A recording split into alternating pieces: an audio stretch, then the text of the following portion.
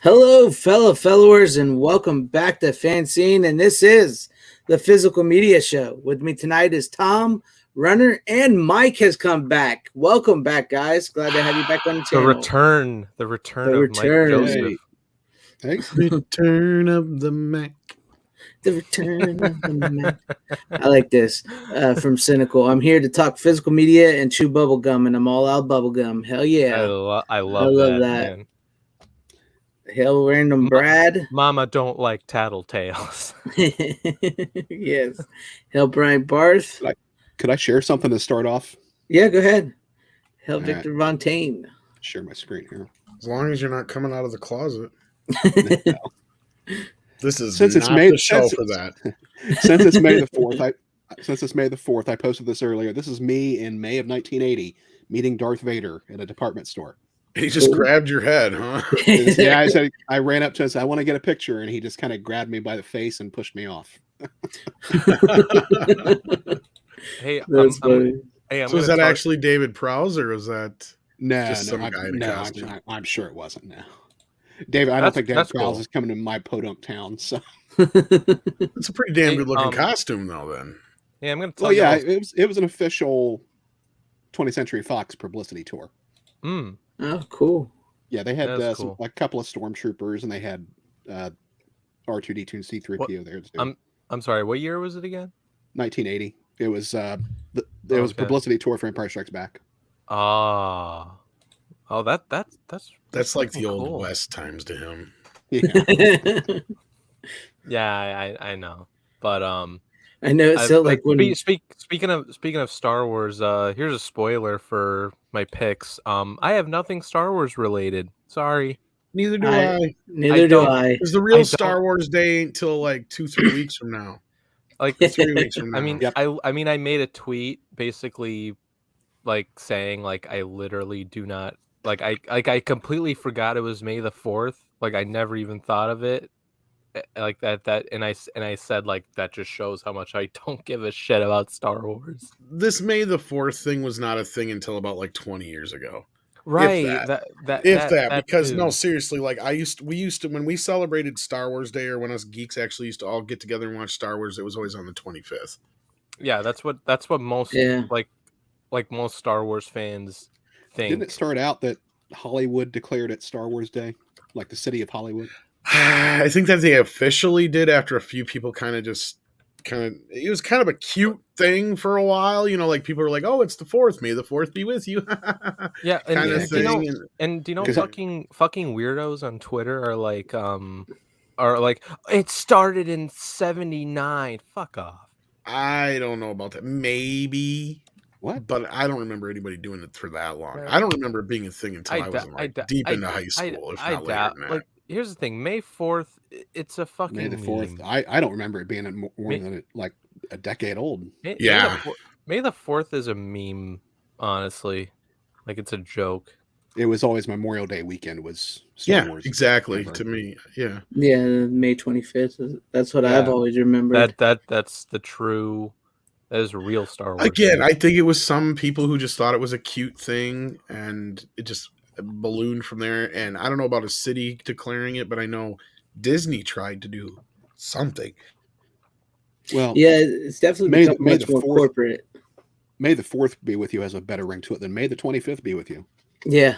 Yeah, I get it. I get the pun. I get it. Yeah. And then there's always Revenge of the 5th, which is also Cinco de Mayo. But yeah. Yeah. That's cool though. That's still a cool picture though. See, and that's why I feel like it has to be way past the prequels, because I always remember saying, May the 4th be with you, and don't get Revenge of the 5th or whatever. Like people always making that joke too. I'm gonna be honest though, Revenge of the 5th sounds more badass compared to May the 4th. Like because here's the thing, like May the 4th is like it's I don't know. That's the same with me, Tyro. I don't remember it being more than a decade old. Yeah.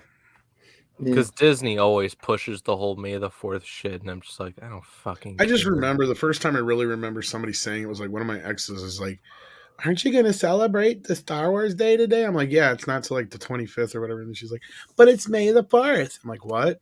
yeah, may the 4th be with you. So clearly it was something she heard in the office or whatever. It was just like, oh. Yeah. It is weird because, like, I honestly, I don't remember being a big thing until like the past couple years, personally. You know what I mean? I doubt George Lucas has ever celebrated it. Yeah. I know, right? But it is what it is, I guess. I mean, hey. But yes, I don't have any Star Wars picks. Even if I did, it would be my box set of the originals and the prequels. That's it. But yeah. Well, the 4K restoration of Empire Strikes Back is inching closer to becoming a reality. The original. I heard that. Yeah, they've got the beta versions out right now. You know, and what's funny is actually, I don't know why I did this outside of just pure like happenstance, because I moved my portable hard drive downstairs and I've got 4K 77 and 83 on there. And I watched a little bit of Star Wars, and then I just out of curiosity, I pulled out my Blu-rays because I couldn't remember how bad they looked in comparison or how they looked in comparison. The fucking 4K of Star Wars has DNR all over it, especially Return of the Jedi. My God, Jabba looks like he's more rubbery than he should be in some scenes. Well, the DNR issues go back to the Blu-rays. Oh yeah, well, and that's the sad part is because supposedly George actually scanned these in 6K for this edition, way back when when he did the 3D versions. And I'm like, I don't see it. The only things like Star Wars physical media I have are the prequels and the originals. Well, the specialized editions all on Blu-ray. So yeah, that sucks. Yeah, I'm quite happy just to watch 4K 77 and 4K 80 and the 4K 83 fan. Oh, me too. From now on, but I picked them up way back when, before I don't even think I knew about 4K 77 and all that business yet, or they weren't out, one of the two. But whenever the Blu-rays first came out and they had the single editions and they didn't have the whole box set or whatever, I just bought the original 3 just to have them, and because they were cheap. Also, because I think they're like $15 or $10 a piece. Yeah, see, I'm the sucker that has like every major release since the early 90s. I used to be that way. Up until the last edition I bought was that 6 or 7 disc or whatever Blu-ray or 8 disc Blu-ray set. Yeah. They put out in the box. Yeah, that's one I got. Yeah, see, I bought the Skywalker 4K box set. I did buy that.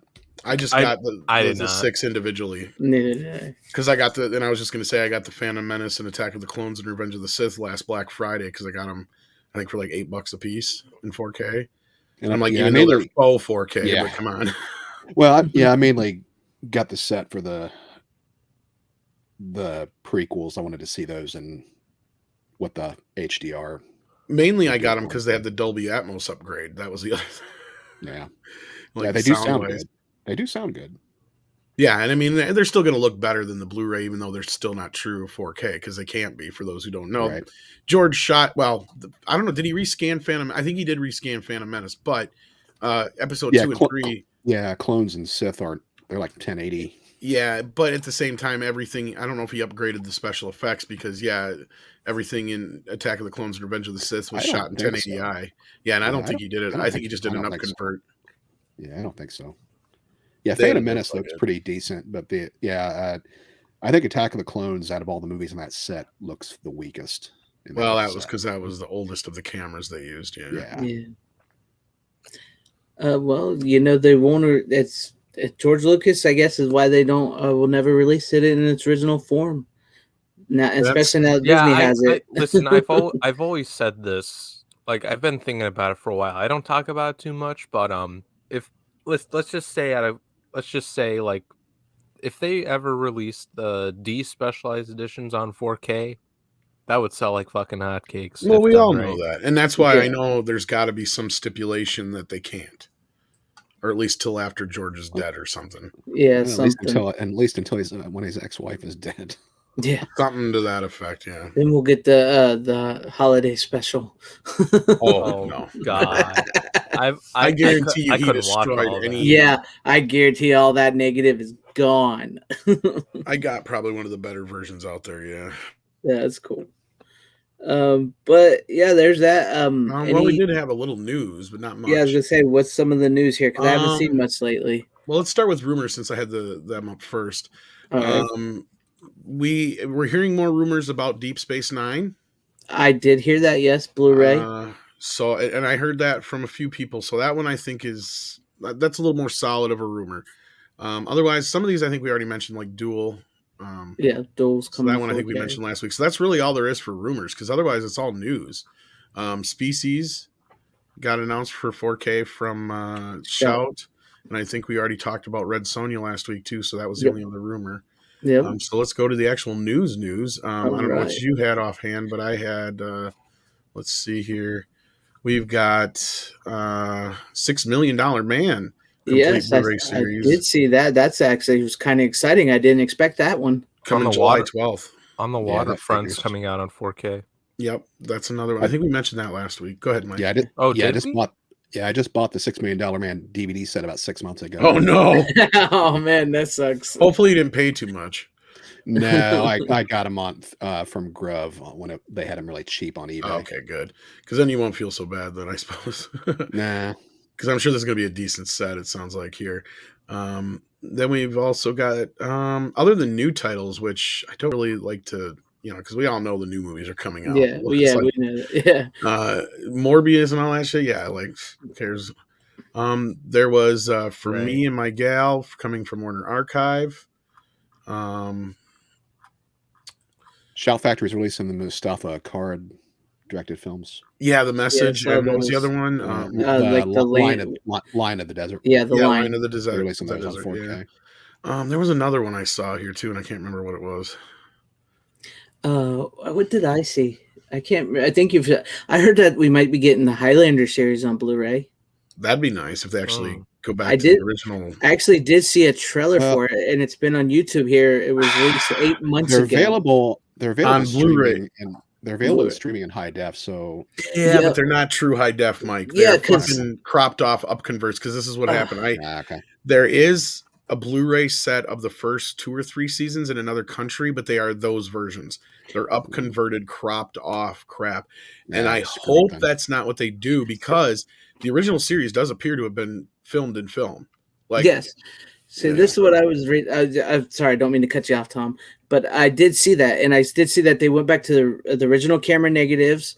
I saw that they were going to be the uncut episodes, all 119 episodes, and I did see the cropping. Will they have the nudity too? Yeah, it's supposed to be the uncut. All the ones that's shown in the U.S. didn't have the boobage. Yeah, the ones in the U.S. didn't. But I don't know if the later complete seasons did or not, but I know the Shout Factory I think did put back in the foreign scenes that had some of the nudity in them, if I remember right, because that's the set I have. So that's what and like I said, if I could, I would pull it up, but we definitely get a claim for the Queen music, because the Queen music plays throughout the trailer. Send me that though. I'm interested in that. Check. Yeah, I did see the trailer for it, but it says the trailer was released 8 months ago. Weird. But I did hear that we possibly will be getting in the U.S. here very soon. Because I think Mill Creek released the last set of that, didn't they, Mike? Of Highlander, the series, I think it was. I'm not. I think it was Mill Creek. Because they did. Check this out here. Yeah, now this is the latest announcement from Synapse and Arrow that I'm excited about. Well, yeah, this is another dual release that Arrow and Synapse is doing. So Arrow is doing their own one overseas. Yeah, the Daryl Jensen's Tenebrae in 4K. This is a really cool movie. I've got this pre-ordered already. So. It's gonna be really cool. I need to get more into that. I haven't seen a lot of Italian horror, so I've been meaning to get into some of that. Well, there's plenty of Argento on 4K now. Yeah, I think they've got just about his whole catalog almost now. Oh no, not nearly the whole catalog, but really. Well, see, I don't know. I've seen a bunch here lately, so they've got a lot of the really good ones. You got Bird with Crystal Plumage, Cat of Nine Tails, Phenomena now was the last one to come out. You got Suspiria, Deep Red. Nice. And I want to say there's another one, but maybe not. No. I know this movie's already out on 4K, but Universal Soldiers is getting a steelbook from Lionsgate, which Yeah, looks pretty cool. the art on this Van Damme's face just looks I awful agree. in that, though. I agree. Like Dolph Lundgren looks fine, but Van Damme, yeah, I agree. It looks it doesn't look like him, but I'll get it anyway. In my recollection of the Blu-rays, it looks all right. It's one of the earlier Studio Canal ones, though. It doesn't have DNR all over hell that I recall. So yeah, I remember the 4K of Universal Soldier looking pretty decent. I don't know if it's from the negative or not, but yeah, it looks all right. I'm pretty sure it is. It might have been. I'd have to look, but yeah, you're probably right. Studio Canal usually doesn't half-ass stuff. Well, they did half-ass for a while there with a few. I mean, Lionsgate though is really good with their steelbooks. I like the slip thing, and it's like a completely different image, kind of. It's great. Well, that's the thing that Lionsgate gets a lot of their shit from Studio Canal, and to be fair, Mike is correct because a lot of their snafus go back to more Blu-ray than 4K. But yeah. Damn it, Tom! Because of you, I ended up buying the 4K RoboCop from Arrow and RoboCop 2 and 3 from Shout Factory to replace my old $11 trilogy. Good, you'll be glad. Well, 3, just if you wanted the special features, as I did, I made sure to point out it's the exact same Blu-ray, but otherwise, there is enough special features on there to make it worth it. I bought 2 and 3 from Shout 2. 3 I just wanted for the Decker audio commentary. Yeah, I mean it's worth it if you're a fan because it does have and you get like Decker, just some of the shit he says in the making of besides the commentary was gold. So like he's like, I would never ended it this way then, but after thinking about it for like 20 years, I would have had Anne come back as the new RoboCop. It's like, my God, man, what the fuck were you thinking? That's crazy. And then he talks about how he tried to get Sean to write it with him, but he couldn't get Sean to talk into it. That would have made the movie a little bit better, probably. I bet, but yeah, I have a feeling that's a big part of it is the whole Marshall Lucas thing. Yeah, why he won't. Me too. But I think that's consistent rumor behind the scenes. Let's say. Yeah. I agree with that, Tom. 100%. Well, it's not just her. I heard he's really butthurt of all the people that won Oscars and he didn't on the Star Wars films. And Martin Vasquez, yes, you can pre-order the Universal Soldier now. It is up for pre-order on Best Buy, I believe. How much is it for the Steelbook? I haven't checked. I didn't like check. 20? If it's like 20, that's not too bad because I think the original 4K Blu-ray still goes for like 15. So yeah, because as I got the 4K of Universal Soldiers on like $14.99. So I believe this is one of the Lionsgate Blu-rays with that like slipcover thing. So I think it's about $20 usually. That's what they've been running. Yeah, and you can order the Tenebrae now too. Now Amazon still has it at the full retail $64.99, but it'll probably drop to around $40. Yeah, that's pretty high. Jesus. Well, how many discs is it? It's a 3-disc set. Yeah, it'll probably drop to 50. Yeah, typically, yeah. I mean, Phenomena was about $40 to $45. So I imagine this will be about $40 to $45 when it finally gets down to it. Yeah. So, all right, let's get into some picks. Did you get that in the private chat there, Tom? Let's start with you, Mike. What do you got? Oh, okay. Well, I'll start off. Yeah, well, since you got short time. Yeah, so and we miss you. Yes.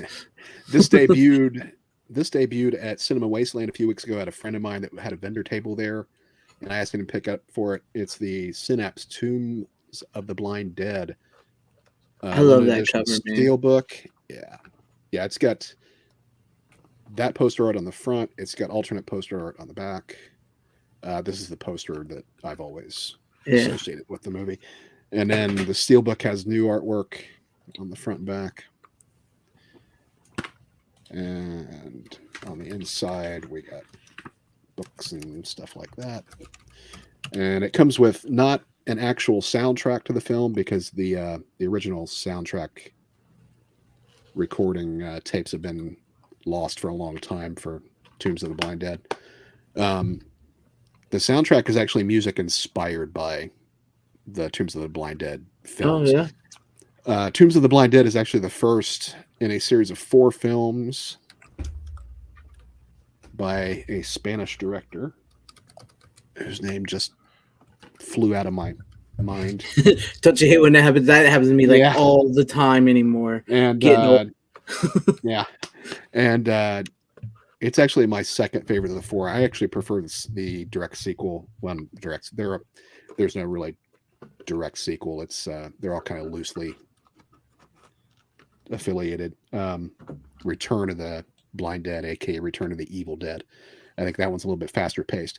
But Tombs of the Blind Dead is really creepy. It is really well made, and I highly recommend the Synapse edition. This is I believe the first time this film has been released on Blu-ray. There was a box set with all four of the films that Blue Underground put out several years ago, but it's been out of print for a while. Shout Factory actually has the fourth film in the series available on Blu-ray right now. That's Night of the Seagulls is the name of that film. Nice. So there's probably not going to be a box set of all four films anytime soon because the rights are all over the place. I was going to say, it sounds like the rights are all over the place on that one. Yeah, Shout Factory got the rights to Night of the Seagulls in a package with a bunch of other Spanish horror films. So that's why they have that. That's why they have that one. Yeah. That's not a bad disc either. I think it only has an audio commentary in the trailer. I think those are the only features on it. The Synapse release of Tombs of the Blind Dead has a really nice documentary on it that's really worth watching. That's cool. I love that. I mean, that looks good. I'm gonna have to check that one out. Plus, the art on that looks sick. Yeah, I would definitely recommend it. Definitely recommend the Blind Dead films. I'm gonna check them out. I've never seen them. I'm checking. Yeah. See, that's why I like having you on. You always bring in that cool stuff like that that I need to get into. But you did have some fans here. Mike, it says, "Holy crap, that's quite a collection behind him." And Deleted Scene says, "I would die for those shelves." Yeah, no kidding. Yeah, they look good. But that's good thing, man. Yeah, who was that? Kent? Oh my God, it's Runner. No, it's Superman. It reminds me if you ever see that Lois and Clark episode with Tempest, he's like, "I'm Clark Kent. No, now I'm Superman. Duh." I just always loved that Howie Mandel joke. I doubt you guys have seen it, but I think it was in Hooray for Hollywood. But he's like, all right, everybody. Who am I? And everybody's like, Clark Kent. Holy shit, it fucking works. I always thought it was fucking stupid. That's nice. That's fucking great. I dig that, Mike, though. I'm going to have to look that up. And you say Synapse is selling that right now on their website? It's available. I think it's available everywhere now. Oh, available everywhere now. I think, yeah, I'm pretty sure Amazon has it by now. I know Diabolic DVD certainly has it. It says coming soon through my website, like the homepage I'm at. So that's cool. All right, who wants to go next? Tom, Runner. I can go next if you want. All right, we'll give it to Clark Kent. What do you got, Runner? All right. I will go crazy if I call you Superman, though. Would you still call me Superman if I'm alive or dead? I don't remember the rest. What do you got for us, Runner? Oh, Jesus Christ. I have so many picks. I don't know which one to pick first. Okay. Fuck it. I'll go with this one. All right. I'll go with this one. This is a John Carpenter flick. So starting off good already. Yeah. Starting off really good. This is a criminally underrated movie. I have a feeling I know what this is already. Yeah, I think you do. I just got it a few weeks, I think like last week from the mail. Just one you just showed, yeah. Yeah, it's one of the two that I've gotten. And he did this before Halloween. Yeah, it's Assault on Precinct 13. Nice. Yep. That's a great movie. If you have not seen this movie, watch it. His remake of Night of the Living Dead. Mm-hmm. You're right in a sense because I think he said that himself actually. Look, no, because it's funny. I didn't know that, but like I didn't know it was like exactly. It's actually a mix of Night of the Living Dead and Rio Bravo. Yeah, that's Rio Bravo actually. Yeah, the Rio, because I remember like that. You say that, Mike. He said that. Yeah, he considers it a Western because he grew up on Howard Hawks stuff, so he modeled this after Rio Bravo and what's the other one that's just like Rio Bravo? El Dorado. Yeah, El Dorado. Yeah. It's funny you say that, Tom, because literally while I'm like watching the movie, especially that third act where they're all like in the precinct and they're just trying to, keep cover and all that shit, and it's like I feel like like this is like John Carpenter's version of a zombie flick, but if the zombies were actually human,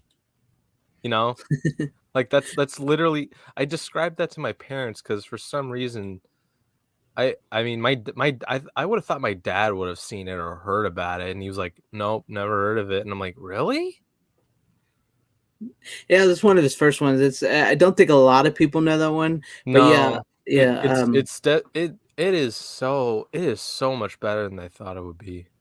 It's good, and like it is, if you've ever seen Rio Bravo or El Dorado, and Brian Barth also mentions Rio Lobo, but Rio Bravo and El Dorado are basically like that is the basis for this film because he was a huge fan, and those are great movies, by the way. Are those on Blu-ray? Yeah, I'm pretty sure Rio Bravo is. I love those movies, man. I watch them all the time. But Dan Blackwright says, I think the start of the movie is the only thing he regrets in his cinematic career on screen. He would have gone a bit softer looking back. I could see that. I think he said that, yeah. But that is a good pick, Runner. Look, I like when you bring on good stuff like that. Not Interstellar. So that was good. Well, I got Interstellar for pretty fucking cheap on 4K, so I was like, I'll get it. So yeah, I might as well get it. Okay, all three on Blu-ray. I still got my dad's DVD of that, so. Better return that. Oh well, it's no big deal. No, I'm kidding. I don't know. I've got Rio Bravo on Blu-ray, but it's actually not in the office here. It's out in the main TV room. Oh, cool. But yeah, for those wondering, I only have my horror and sci-fi and boutique label stuff here in my home office. Everything else is out in the TV room. I've got about. This is only about a third to a half of the Blu-rays. Mike's got so much. And these are all Blu-rays in the office. There's no DVDs on these shelves. So. That's a Mike. He's got some cool stuff. But yeah, if you ever see VFW 2, I know you bought it. If you've watched it yet, it's in the vein of Assault on Precinct 13. Yeah, you told me that. Yeah. Once school ends, I'm gonna I have like a whole stack of like Blu-rays and 4Ks that like I tried getting to watch, but I'm like I didn't have time, so I had to like stop it and all that. But I'm gonna get to those at some point. That it's on that it's on that pile. Welcome to the world of physical media collecting, where you want so many movies and you want to watch so many, and you never have any time to watch them. Greg and Tom, they completely just assault my wallet every fucking time.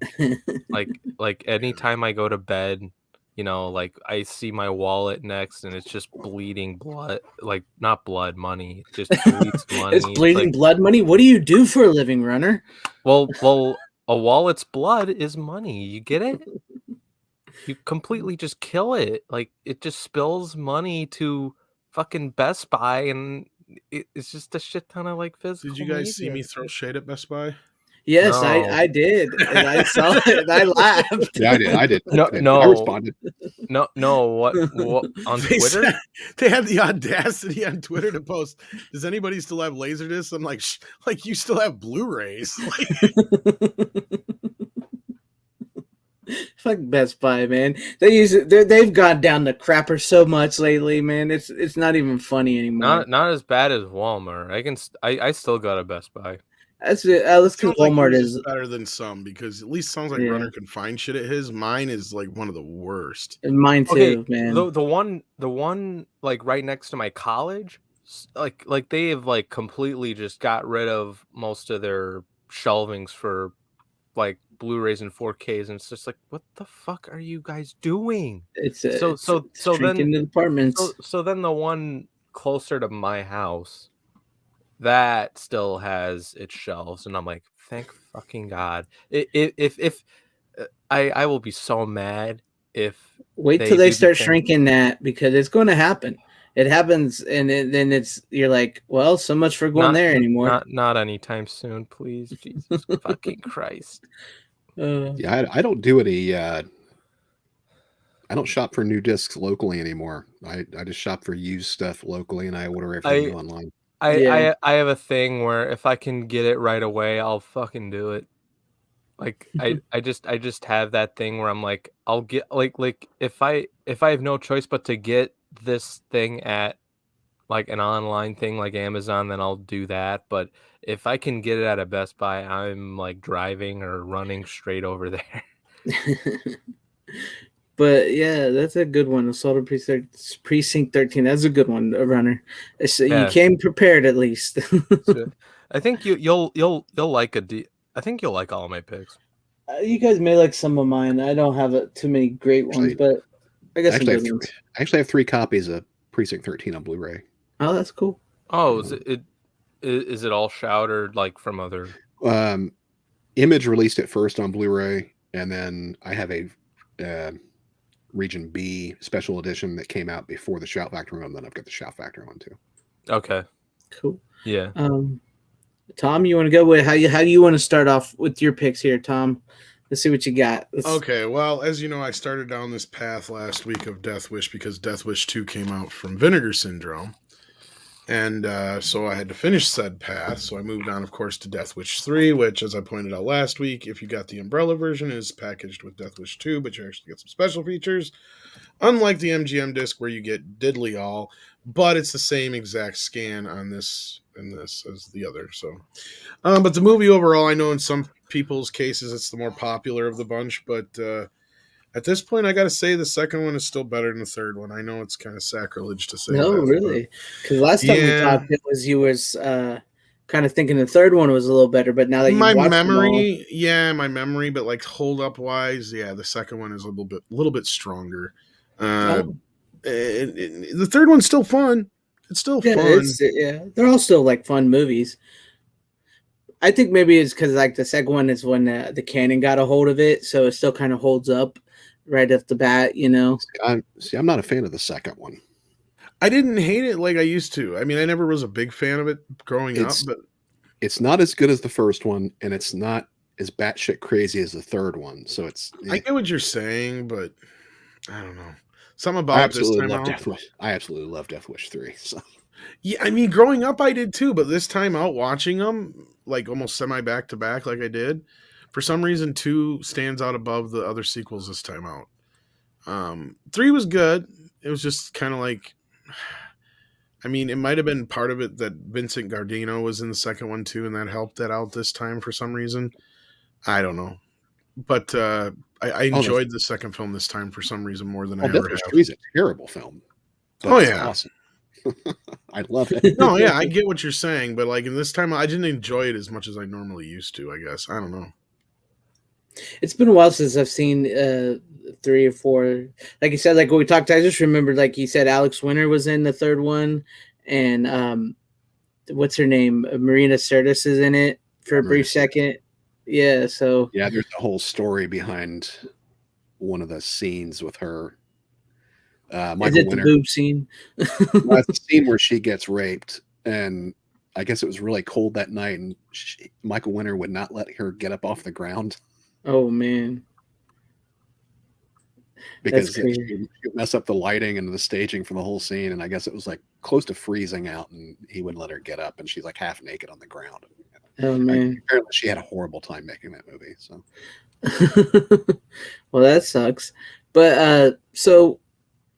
Okay, so 2 and 3, huh? I mean, it's still fun. Like I said, it's just, I don't know. For some reason, this time I enjoyed. Maybe it was just the presentation in 4K. I don't know. It just stuck with me more this time out. I'm definitely gonna have to get back into watching these again because it's been a while since I've seen them. Yeah, see, I'm torn on getting the 4K Death Wish 2 or not. I don't know because I'm a huge Charles Bronson fan, but I don't know if I want to pay for Death Wish 2 again. Do you have the Umbrella Death Wish 2? No, I've got the MGM 3-pack with 2, 3, and 4. Because a lot of the stuff that was on the Umbrella Death Wish 2 was carried over to the this edition and upgraded in some cases. I've got the Shout Factory Death Wish 2, actually. See, that don't have as much shit on it. Yeah, I actually have that one. But see, I just don't know if I want to pay over $30 for Death Wish 2. No, I hear you. I'd wait till like a sale if you're really not sure. If not, but like, it is kind of worth it. In this case, I will say they add some good stuff to it. It does not have the theatrical cut, which is on the Shout Factory edition, but it basically replaces that by they found a 35 millimeter scan of the TV version. That kind of makes sense how Vinegar Syndrome got a hold of it. Then they got an alternate version they could put out. Yeah. And Shout's the only place you can get the theatrical cut. So well, there you go. That's tomatoes. You got to figure out which one you want. I'm kind of looking to get that 4K myself, though. I really want to. I want to get that one, and I want to get the rest of them too, because I want to go back to them, because it's been a long time since I've watched the Death Wish movies. Like I said, my memory gets really fuzzy after the third one, because I can barely remember the fourth and the fifth one. I just remember the fifth one. Well, the third one's kind of, he just starts out, he fucking just shows up. Yeah. And his friend gets fucking killed out of nowhere. They never even have a time to even fucking establish them together or anything like that. He just fucking gets killed. And then this guy who looks a lot like what's his face? Ernest Borgnine. It's like this guy's friend in the building. And like they kind of have a thing. And it's kind of cool because he makes up friends with like a lot of these people in this building, but it's like this demilitarized zone is what the place looks like. It's like, did places even like this really fucking exist in the inner cities? I mean, I know shit was bad, but I mean, this is bad. I mean, like you got people literally killing people in broad daylight, nobody arresting them, and you got Brad from fucking Superman 3 out there just fucking killing people, and nobody's doing shit. That's what's great about it, though. It's basically a comic book. Yeah, it is. Because the main cop's like, I know who the fuck you are, pounds the shit out of him, and he's like, I got a deal for you. Oh, yeah. The guy from The Longest Yard. As I said, it's like I can remember the first three, and then like after that it gets fuzzy. But yeah, you're right. That third one is crazy. He's like, I'll give you anything you want. It's like, if you had all this shit, why didn't you just fucking end this problem? Stanley, in some cases, even though they're censored, their TV edits have different scenes and stuff in them. So that's why it's always better to have the TV. Ostensibly, the theatrical cut with additional, I think they padded it out with like a couple of scenes. But what's cool about the version that Vinegar Syndrome got is they actually got a 35 millimeter scan of the TV version, as opposed to the Shout Factory version, I believe, has it. And does it or not? I'm not sure. But the import umbrella version has the TV cut on it as well, but it's a 4:3 DVD. So this time it's actually in at least widescreen and HD is what I was trying to say. HD, but yeah. Yeah, it has a release. Some people don't like it, and I can understand why, because a lot of the film, even though most of it comes from the negative, a lot of the Gremlin shots were shot at high speed, so they don't, for some reason they didn't just use the negative and speed it up like it should have. They just used the process shots. So like there's a lot of times the quality will dip in that film, so that's why people gripe about it, but it looks better than it ever has before. Yeah, I totally agree with that. The one shot that really suffers is the one with the huge crowd of gremlins. Theater, because that one's processed to fuck. Yeah, they appear out of the darkness on the snowy street and come towards the camera. That's the worst one. There's and what really sucks, because like one of the hero shots with that first time where you see the one eating the cookie, you can really see the dip in the quality, because that's one of the first times, other than a few gizmo shots before that, where you see the process shots, and it's like, what happened there? But like you're saying, it's the best they've got available right now. So. Yeah. And 4K Cinema AC says the Ronin exclusive release of Death Wish 3 is a 2K scan, and it looks amazing. I did not know Ronin did that. I may have to look into that. I wonder how much that is now. Yeah, that's been on my see, now the moment I'll do that, I'll spend like $50 for it or something, or worse, and then fucking Vinegar Syndrome will do a 4K. Watch. That's what I'm saying. I'm telling you, I think Vinegar Syndrome has some kind of those old canon, old movies like that, man. There's something before with that. The cutoff, yeah. Yeah, before the cutoff. Gremlins and well, there was just that time period in that film stock they used. Gremlins and Beverly Hills Cop and a few others have that film stock that it was really grainy. I don't mind it so much, but you can tell it's of that time. Yeah. It was a cheaper Eastman film stock or something like that they started using for a while there, and then they went away from it, I believe. Mike might actually know more about it than I do. Probably not. Or not in this case, I guess.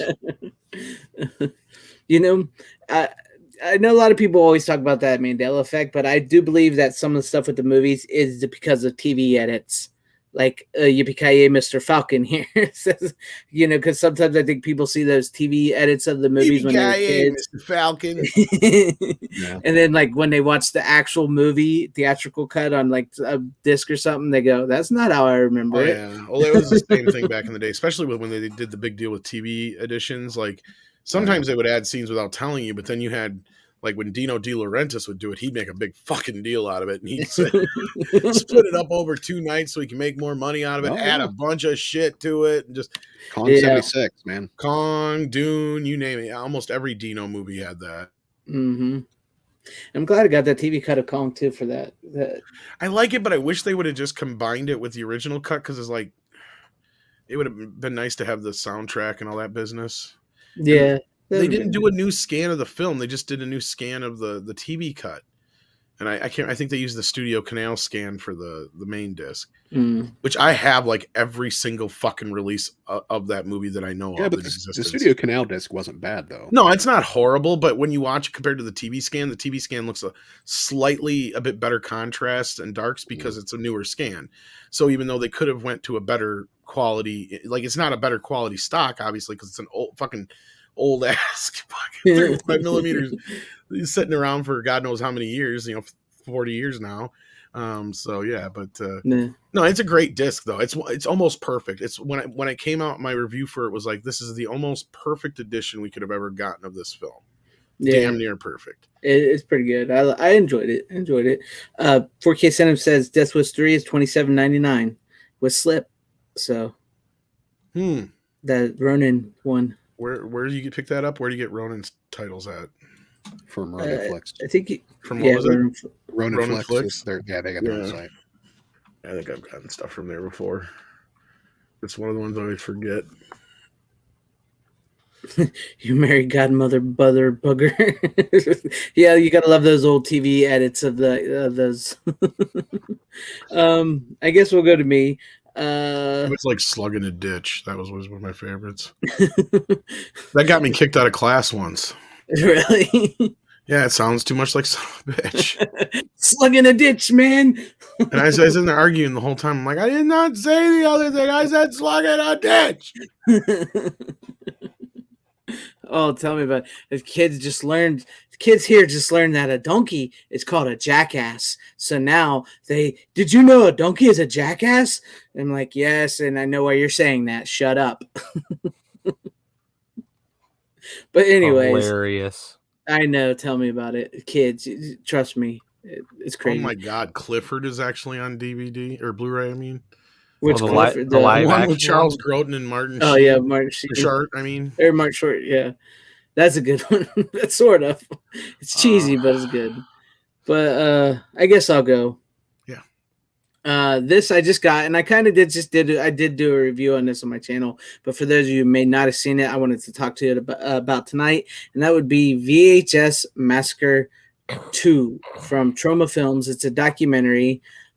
This is a really good documentary. It's very interesting. It's about the decline of physical media and the independent film and the exploitation genre, and it's really, really good. And it was fascinating to see the stories of how the backs of streaming services were built on exploitation films, and then how they're sort of just, when they used the old studio model, when they started to gain popularity in tracks, they just basically scrubbed these films from their services without any warning, without telling anybody, screwing people out of money, and how they put out video stores out of business. It was just a really great watch, and it had some really great interviews with Joe Bob Riggs, Lloyd Kaufman, their angry video game nerd, I can never. There's one guy here on YouTube too. He does like those Blu-ray haul videos where he goes to Best Buy and stuff and picks up movies. He's in it, but it was just really fascinating. And if you've ever watched my channel, it's a lot of like what I cover on my channel. So if you guys have not seen this, I recommend checking this out. It's a really good watch, and it's not too long either. It's only like an hour and like 17 minutes, so it's pretty good. If you have a chance, check it out. Okay, then. Yeah, sorry, I got nothing to say. Yeah, I'm just saying if you're into physical media and like independent film and exploitation type films, and you want to see the history of some of the stuff that went down from the closing of the stores to where streaming is today, this is a really good, especially with learning what we're knowing about streaming today, with Netflix losing customers for the first time. And so. It's pretty interesting. Where do you get that again? Oh, this is on Amazon. Oh, okay. Yeah. All right. Maybe I'll pick it up. It's not a bad little watch. I liked it. I enjoyed it. I like a good documentary here and there if it's like interesting to me, but because when I was like much younger, whenever like you watch a documentary and like, for example, like school or something, it's like, oh my god. Like, well, technically, I'll say this straight up. If you ever watch like any of my stuff, like it's sort of like what I do, but done as a professional documentary. Yeah. Like those type of stuff I like. Yeah, and I've gotten contact with the director of this, so I may try to bring him on the channel here eventually. So. Oh hell yeah, that's awesome. So. That's my first pick. I know I did a review on it, and I know you guys don't have much probably to say on it, but I would say check this out. No, that's sweet. Yes, it's a good one. Yes, Sean, I do collect vinyl records, and we brought a couple on here before. We typically just get into the movies, but occasionally we do bring, and Tom brings some really cool music stuff as well. But yeah, occasionally we do bring the vinyl records. I've started getting more CDs, but I do like collecting vinyl here and there. Yeah, vinyl is expensive as shit though. Yeah, vinyls is expensive, and yeah. like I remember going to like a record store near me for like one time, and I like got some records, and like it was like more than $100, and I only bought like 3 or 4 things. It's like Jesus Christ. They can be expensive, but the sound quality is just awesome. Oh yeah. I need to get a better sound system because the player I have really isn't the greatest in terms of sound quality. I need to get actual good speakers. Finals Life like 400. That's cool. We have like 400. That's cool. I love with HVP. Just ordered Clifford on Blu-ray. It's going next to Cruel Jaws in my collection. HVP, I do like that avatar. It's a better avatar. But yeah, if you guys get a chance, this is actually a second document. It's called VHS Massacre 2. There is a VHS Massacre 1. I'm not sure how different it is. It feels like it might be like 2 different movies. I haven't seen the first one yet, but this one, yeah, if you got it, it's like I said, it's got James Rolfe, the angry video game nerd, Joe Bob Briggs, Lloyd Kaufman, the other guy from YouTube, which I cannot remember his name, and also James Gunn makes an appearance too. So it's pretty good. So Mike, if you're ready, it's time for you. Okay, I'm going to stick to Europe. We're going to go with a recently released Arrow box set called the Rogue Cops and Racketeers box set. It's 2 films by Enzio Castellari, who is probably most well known for directing the original Inglourious Bastards. These are 2 Poliziotteschi films. Those are European crime thrillers that were made in Italy, primarily in the 70s. These are 2 of the better ones that are available, and Arrow's done a really good job with these. I believe these are both new 2K scans. Yeah, and they both star Fabio Testi, who was in a lot of Italian giallo and Poliziotteschi films in the 70s. The Big Racket is thought of by a lot of people to be like the best film in that genre.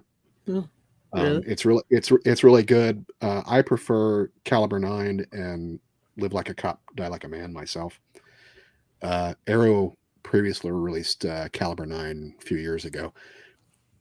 Live Like a Cop, Die Like a Man still doesn't have a US Blu-ray release. 88 Films put it out over the UK, and I'm pretty sure it's region locked. I've got the disc, but I think it's region locked. It's kind of interesting because because the boutique labels like Arrow and Vinegar Syndrome and everybody, they've been doing a lot of giallo films the last several years, doing like really good editions of giallo films the last few years.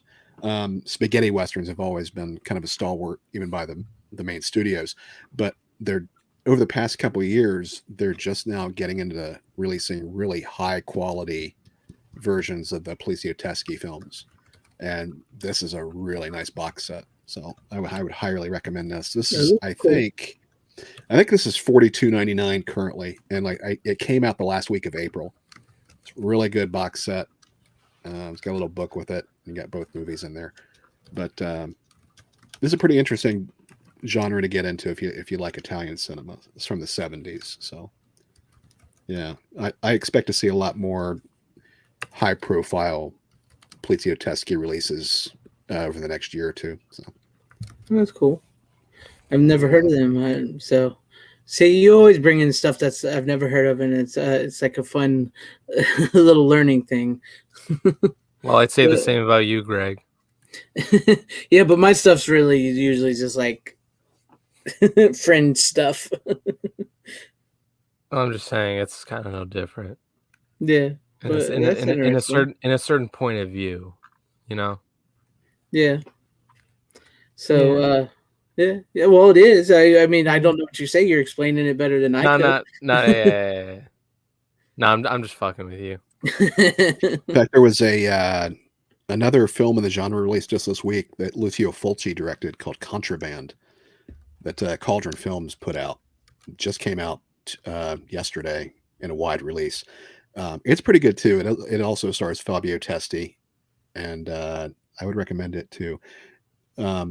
Cauldron Films, I think they're only selling through their website and Diabolic DVD right now, though.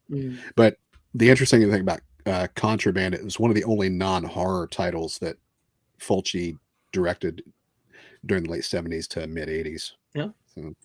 That's interesting because I've always seen Fulci as a horror director from what I've seen. So. Oh, cool. No, Fulci, before the late 70s, he did a wide range of stuff. He did westerns and Euro crime thrillers, comedies. He did all kinds of stuff. It was only until the late 70s and when he did Zombie, that he really became known for horror primarily. So. That's interesting because, like I said, I don't know a whole lot of Italian giallo films and all that. So that's interesting. That's cool. Brian Barth wants to know, what is the difference between analog and digital? Well, analog is like to put it simply. There's a lot to unpack there. Yeah, analog is like the shit like that they had to work with before, the digital age. Like it's just like there's man, I don't know how to explain it other than that. I'm young as essentially shit. It's like I guess you could say they're like I don't know. It's just like the old technology. Analog means that whatever process you're using, something has to touch the other process. Like it's like tape. It physically has to touch the head to work. Film has to actually go through the projector to be projected. Digital, on the other hand, is completely in the computer. And in some cases, depending on what you're doing, digital can be the best form of physical media or carrier of anything, whether it's obviously digital, it would be, right, but analog as well in some cases, because even though, depending on what you're doing, in 9 times out of 10, if not 9.9 times out of 10, a digital copy of the original master is going to blow away any analog copy of anything you have, because you also have the limitation of there's not very many HD analog, if not any outside of film formats, Right. really, that we would consider the equivalent to HD. So you have that problem as well. But when it comes to audio and video and stuff like that, yeah, that's kind of the difference. Is it's the process and how it's presented. If you do something in analog, it means from point A to B to C, it's all done physically, as opposed to digital, it's all done in a computer realm. There you go. So I knew Tom could explain it better than I could. Yeah, no, I can't explain. I mean, I kind of understand it more now, but like I can't. And then he asked, Bryant Barth asked, what is better, analog or digital? It's like Tom said. It's like in some cases. Yeah, it's like it really depends on the situation. It's like there are debates about certain things. Unfortunately, scientifically, those debates are kind of squashed, but people still swear by, and this is just personal opinion and preference, that in certain cases, especially like with music, analog is better. You can't really argue what somebody prefers. Yeah, like right? what Sean says here. Like he said, he played Dreams by Van Halen on CD and vinyl, switched back and forth, and I heard shit on the record that I never heard on the CD. And so it depends on what it is and the mastering process. See, that's the other problem we had, is like majority of the CDs, until they went back and actually remastered them properly and remixed them properly, you were going from 20 some plus year old or masters that were actually made for, an analog process, not digital. So you're getting, the vinyl mastered down to digital and then put on CD, instead of them going back to the master tapes and stuff like that. So that's when you had the remastering process. That's when they do that. Well, that was okay, but you're still going through an analog process and you're removed that much from the original, as opposed to compared to some of the newer processes where they've actually gone back and done each channel, everything done down to digital, and then remixed it and put it back out in a digital form.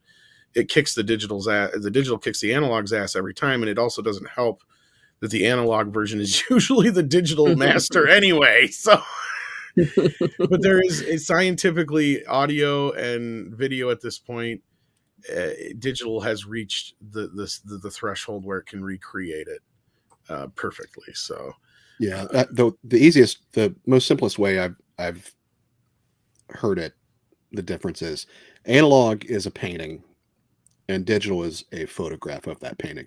Yeah.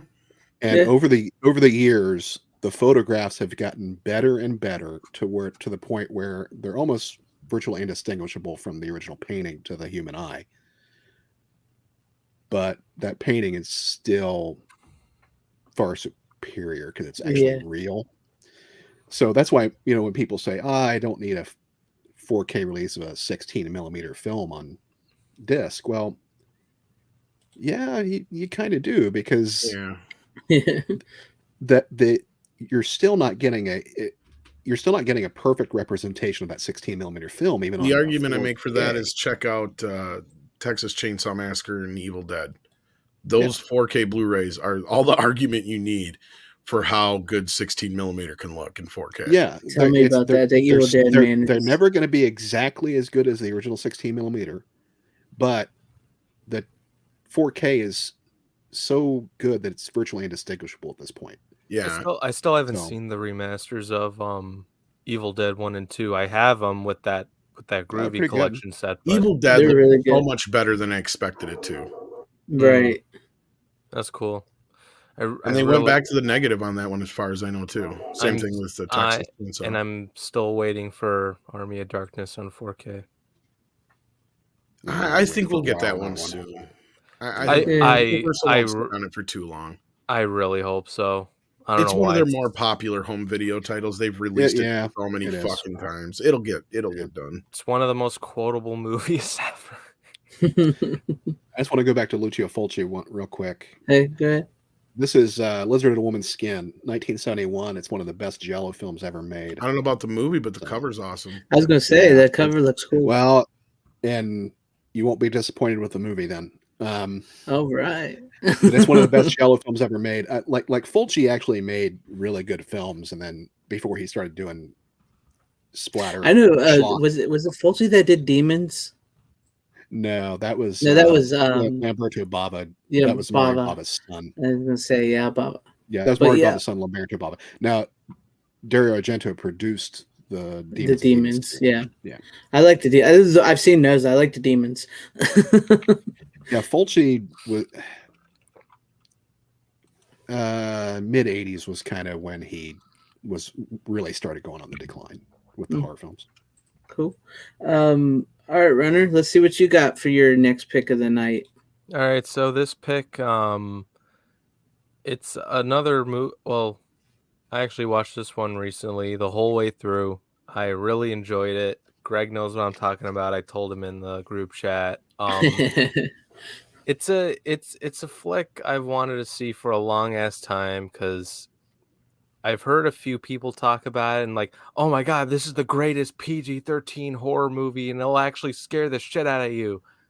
I can confirm that is true. It is Sam Raimi's Drag Me to Hell. Oh, and you even got the slip to that. Yeah, the first. Okay. This is the great thing about it. I've never gotten a slipcover for like a Blu-ray release of from like Scream Factory. Yeah, from Scream Factory. This is the first fucking one, so there's one fucking point because most of the other ones are 4K. Yeah. So, yeah, this movie is surprisingly really fucking good, and he did this after Spider-Man 3. Yeah. Yeah, that was like supposed to be like his big return to horror. Yeah. and it was.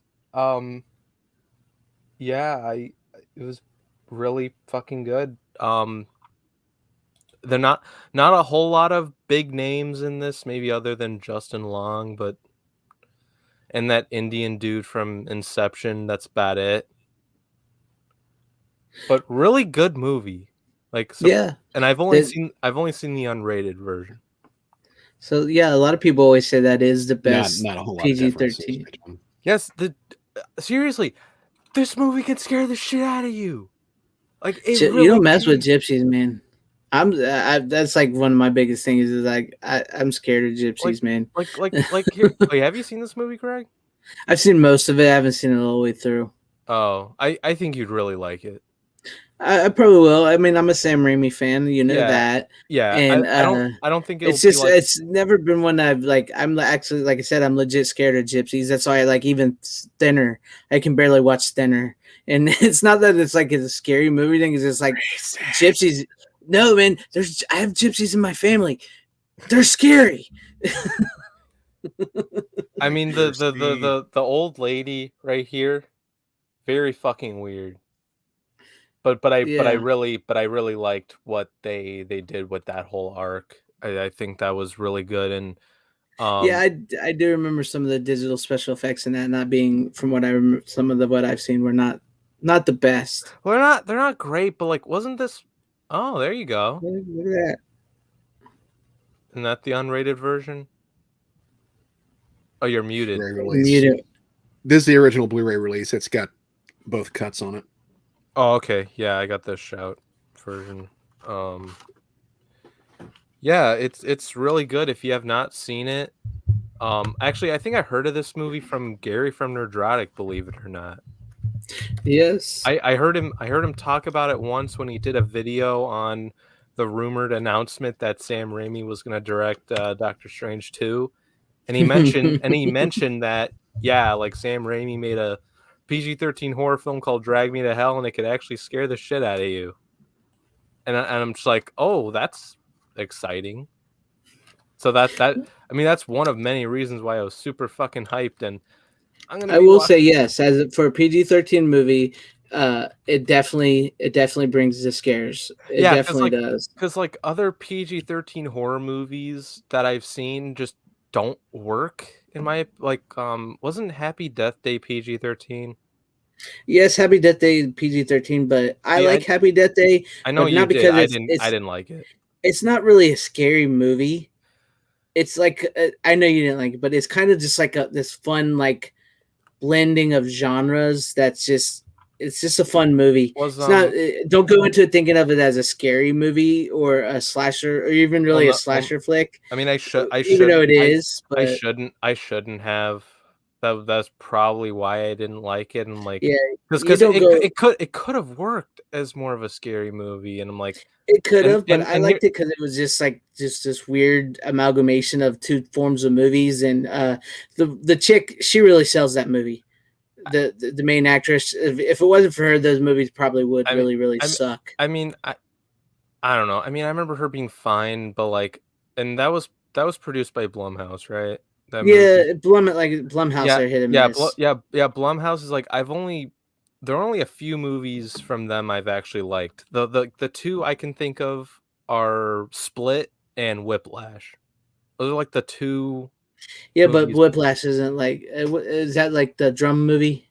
Yeah, right? With Miles Teller and J.K. That's Simmons. not really a Blumhouse releasing. But it was produced by them. It's for him, but it's not under the Blumhouse horror banner. Well, no, I'm not talking about like the horror banner. I'm talking about just overall. Because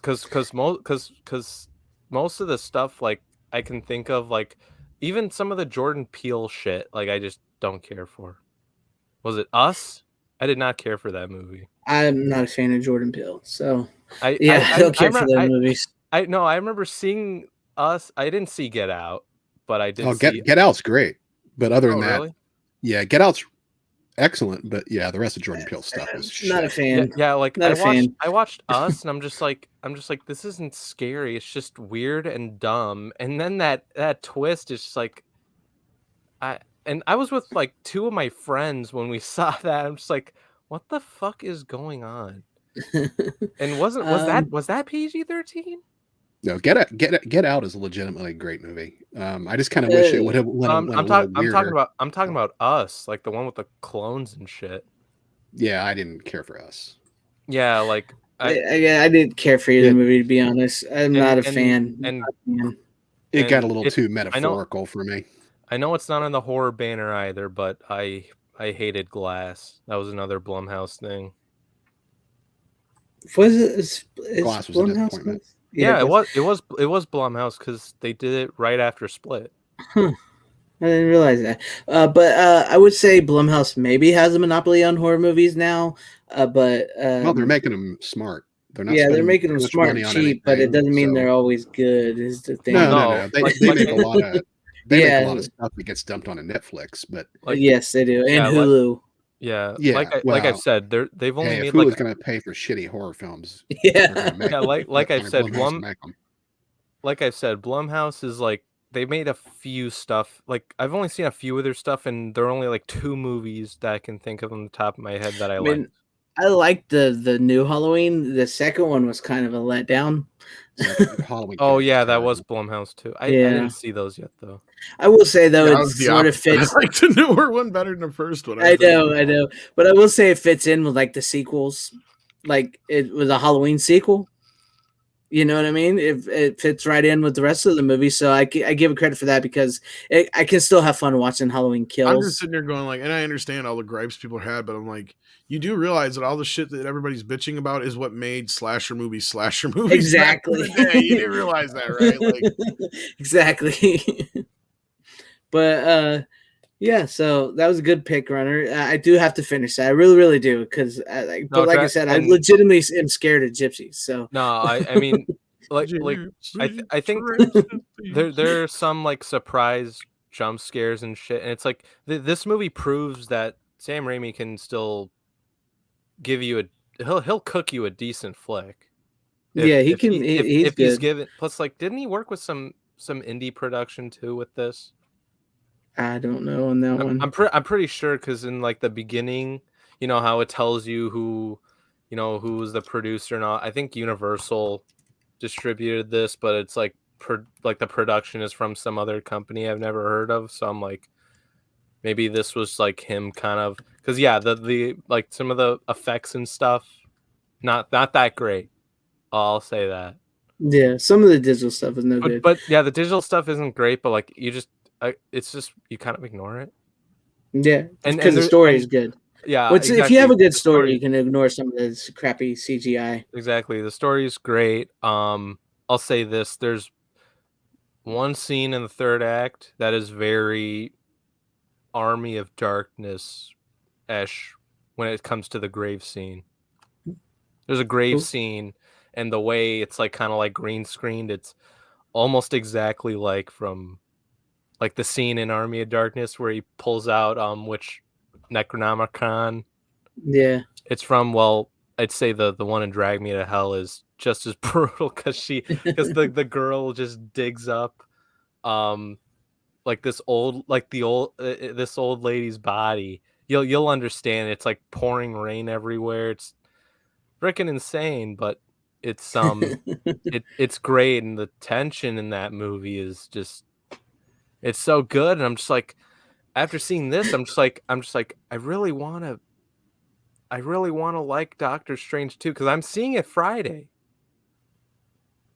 But I got a ticket for free, so I'm seeing it Friday, and I have not heard a lot of good things about it. No, I mean, I did watch Midnight's Edge this morning, and I watched the non spoiler. I tapped out of the I don't mind to spoilers be spoiled on occasion, so I watched some of the spoiler stuff. I only got spoiled by I one. didn't have a choice. I only got spoiled by one specific thing, and that's because I watched one of Ryan Kennel's videos on his live channel. He talked about like a few characters that are cameoed and kind of what they do to one character, and it's like what the fuck, why would you do that? But I'm gonna see it anyway. I'm seeing it for free on 3D. Yeah, I might be seeing this weekend myself too. I just gotta find time. But that's a good pick to their runner. Nice little Raimi thing. I would say yeah. It's definitely more Raimi than his Spider-Man. It's definitely more Raimi than Quick and the Dead. Like, it's definitely more Raimi than The Gift, if anyone's seen that movie. Yeah, I've seen The Gift with Keanu Reeves is in it. Yeah, Keanu That's Reeves. probably Raimi's most underrated film. Yeah, I agree. That one was really good. What's her name? Katie Holmes. She was super hot in that. Yeah. That's her first nude scene. Yeah. But let's move on to Tom and Mike. Do you have to go, or it's been an hour? Are you still good, or? No, I'm still good here for okay. One more. So let's go into Tom. Let's see what you got, Tom. Well, this is a double pack, so of course we had to finish off with Death Wish 4. But if you were lucky enough to get your hands on the Umbrella version, you can get Death Wish 5 with it, which is not available on Blu-ray in the U.S. Death Wish 4, more batshit crazy than the third one. If that's possible. If that's possible. The daughter from National Lampoon's Vacation ODs, and Charles Bronson's not going to put up with that.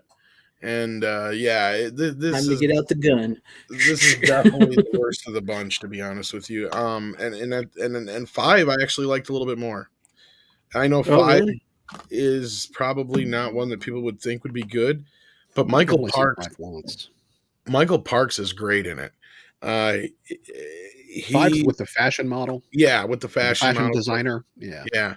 I remember being I liked it better this time than I did before. Like, I don't ever really remember liking it, but I'm like watching them all together in one sitting, and I'm like, yeah, 5 was not as bad as 4, not as good as 3 and 2 and 1, obviously, but it's at least feels like it's a little bit more back to form after 3 and 4, which I mean, as far as like in that respect. And Michael Parks again plays it. He's good in anything he does.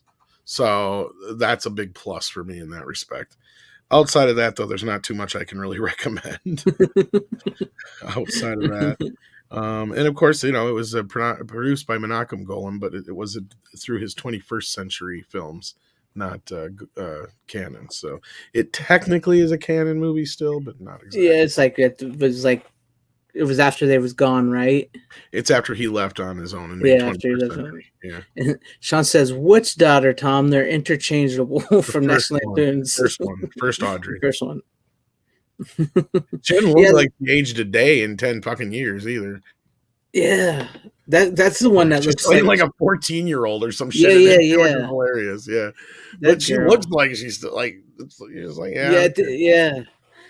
I remember, like I said, it's been so long since I've seen like that. Like I can remember most of like 1, 2, and 3, but I can't remember a lot of like 4 and 5 at all. 4 has probably the most spectacular deaths in it, as far as like, because that's the guy at the end where he literally blows him up with a fucking missile launcher or whatever.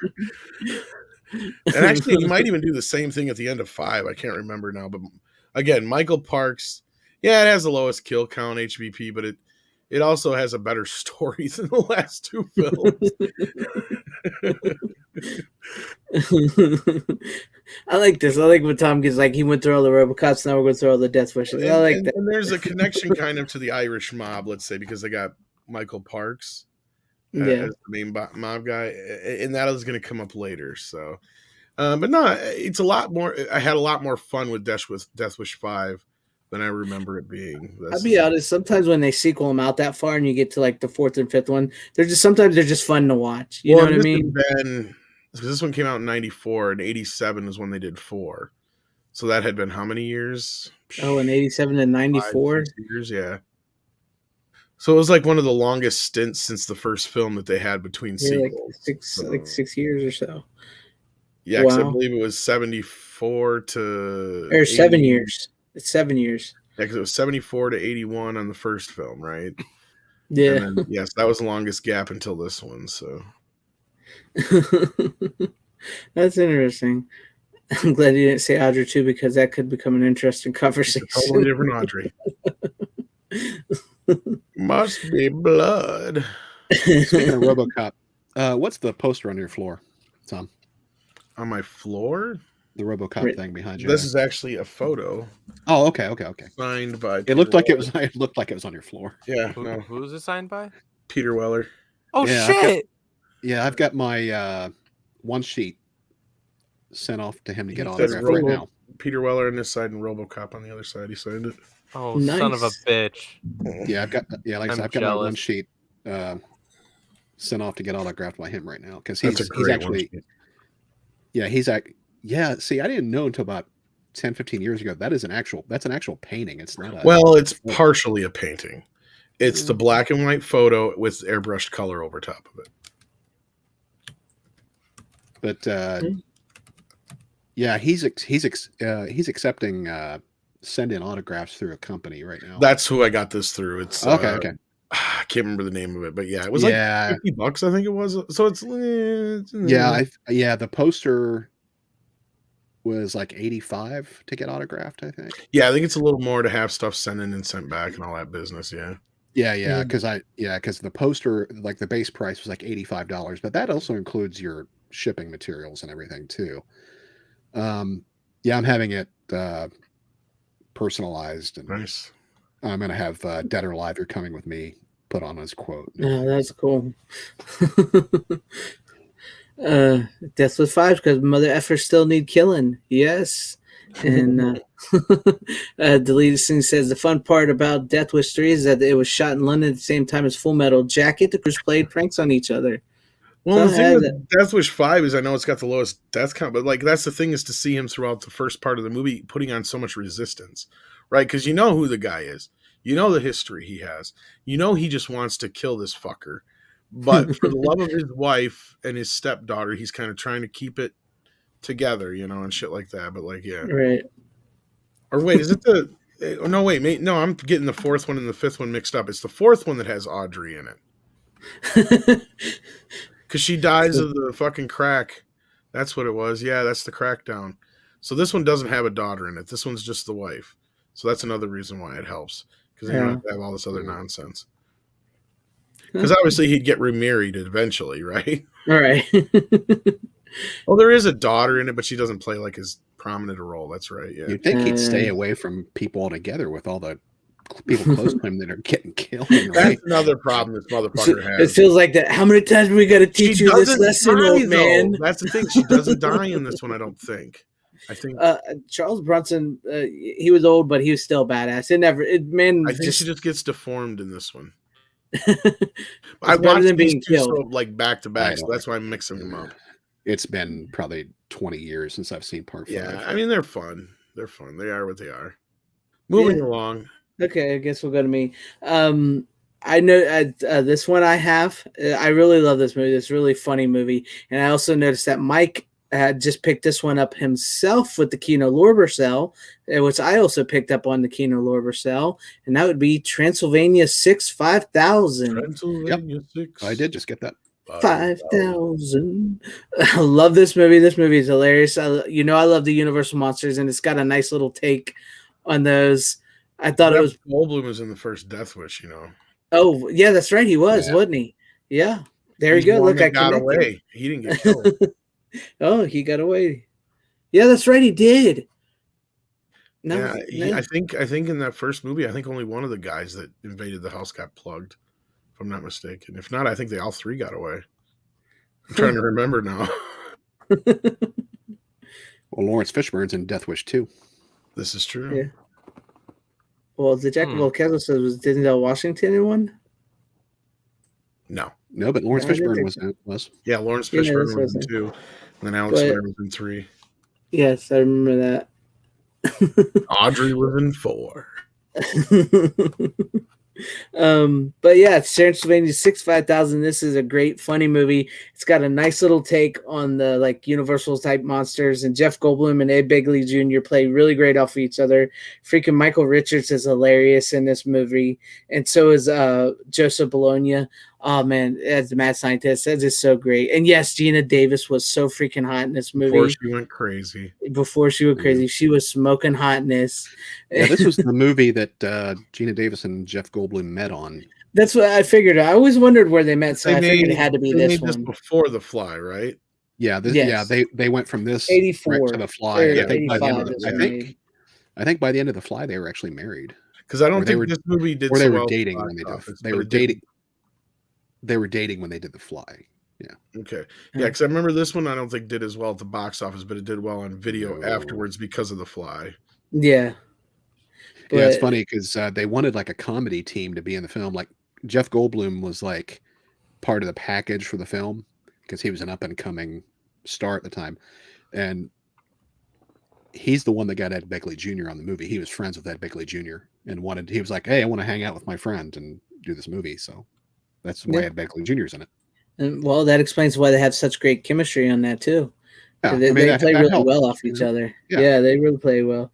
And I just like I said, I really like how they do the Mummy, the Wolfman, and the Vampire Dracula, Gina Davis, and Frankenstein. And the Frankenstein monster is legitimately the only one that's really sort of like the Frankenstein monster compared to the rest of them. So I don't want to spoil it.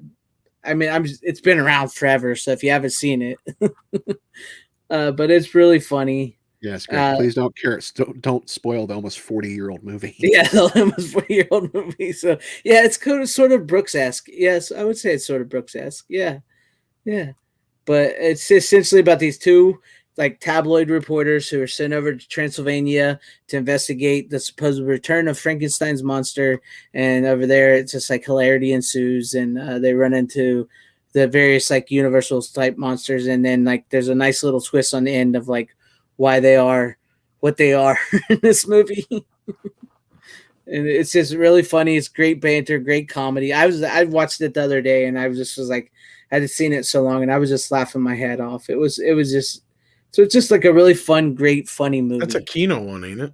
Yeah, Kino. I got it on the Kino sale. Yeah, I was gonna say I just picked it up during the sale too. Yeah. So I've had the DVD forever, but just never picked up the Blu-ray.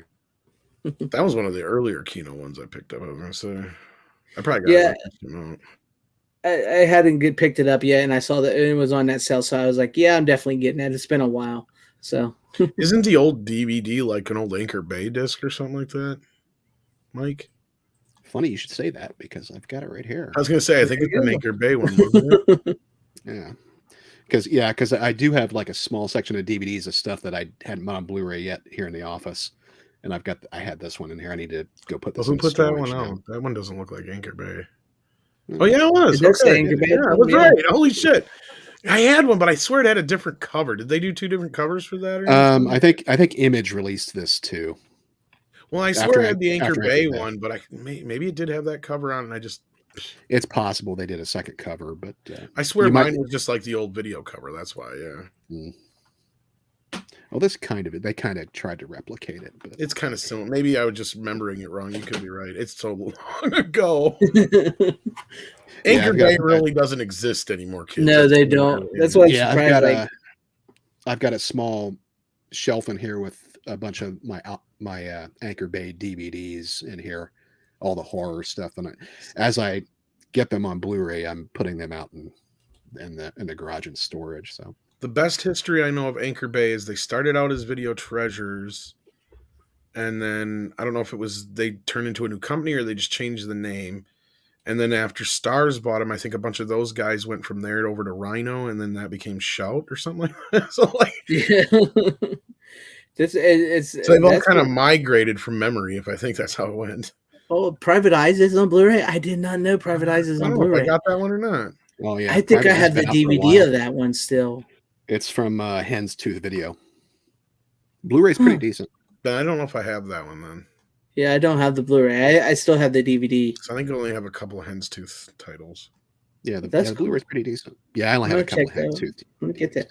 But I know like some of those Anchor Bay Blu-rays are like super expensive now. So since they're all out of business, well, they've got some great special features, basically.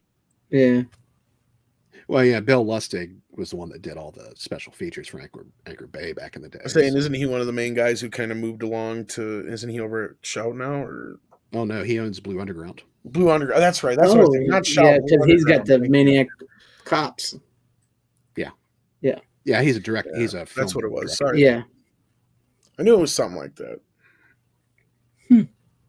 That's cool though. But yeah, if you guys from like Rhino made Shout though, but yeah. Yeah. Yeah. I had the two mixed up.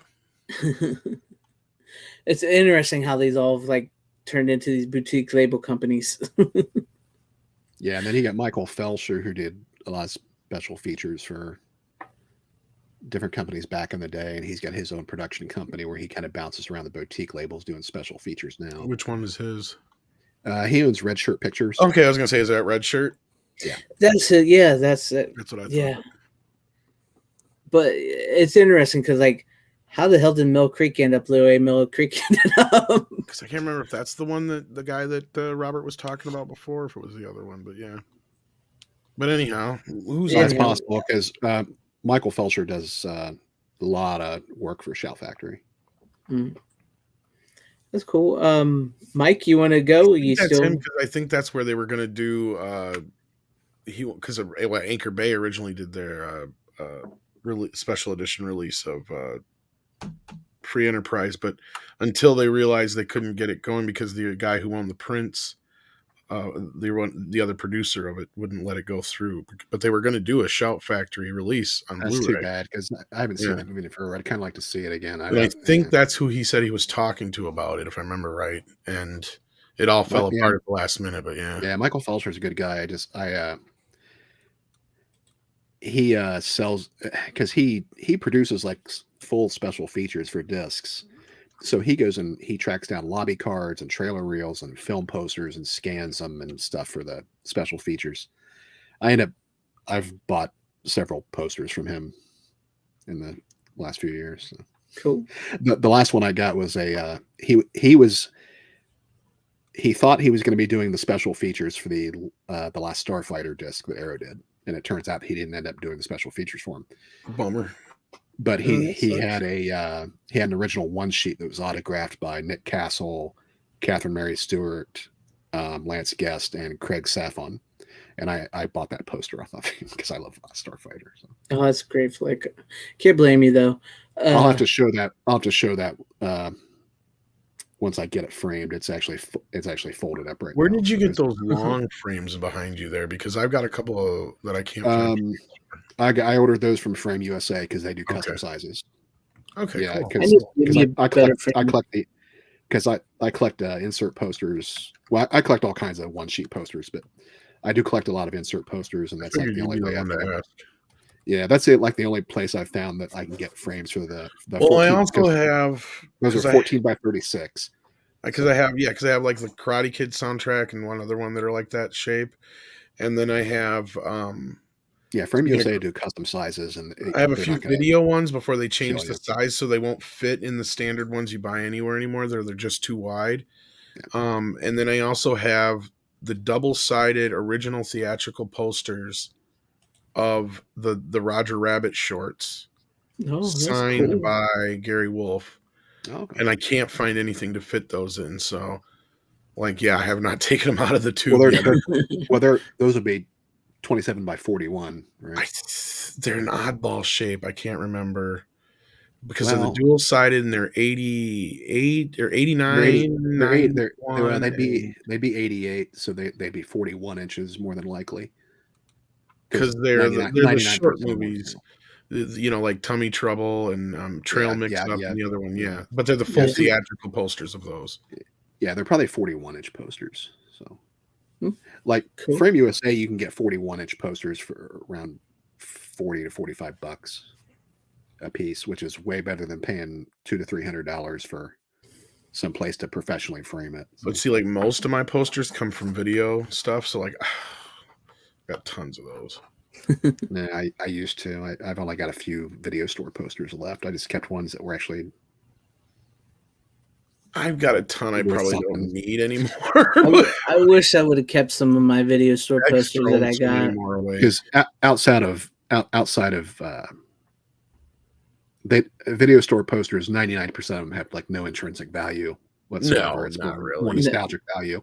But there's a few that are worth money, but not very many. So I ended up giving most of mine away. I've still got a few video store posters that. I wish I would have kept some of mine. 95 on is pretty much worthless. Yeah. Because my uncle owned a couple of video stores that he opened in the early 80s. So I had tons of video store posters. I got a couple of video posters that are pretty rare, but outside of that, not really. But they wouldn't be nearly worth anything some of your original posters would be, obviously. So the last major poster I got an original Raiders of the Lost Ark. I know, seen that picture you gave. You showed. That was cool. A little bit. Yeah, it's actually the 1982 re-release poster. Well, even some of those are probably still worth quite a bit. Oh well, yeah. The Raiders one is because I went back and forth for a long time on whether I was going to get an original 81 release poster or the 82 re-release poster. But the 82 re-release is actually a better, more iconic image than. I think that's the one I have, but it's a reprint. But so I went with the 82 re-release, and I got a pretty good deal on one. So cool. But that one's waiting to get an actual. I have the one they used for the video cover for years. That was the re-release one, wasn't it? Yeah, it was the 82. Yeah, that's what I have done. Yeah, that's the poster I got. All right, cool. Let's see what you got, Mike. Let's see for your pick here. Okay, well. Yeah, you did all that talking. You forgot to do a pick. Well, before we get started, since we were talking about autographs and everything, I just got. This is on my way back to me. I'd share my screen here. Oh, okay. Just got my original Child's Play poster autographed. Jerk. By Brad Dorff. Yeah, a friend of mine went to Texas I hate Frightmare poster, but yeah. Yeah, well, yeah. Oh, a friend of mine went to Texas Frightmare weekend this past weekend, and I sent this down to him a couple months ago in anticipation to get it autographed. So it reads to Mike, and then it says your friend till the end, Brad Dorff, and then Chucky.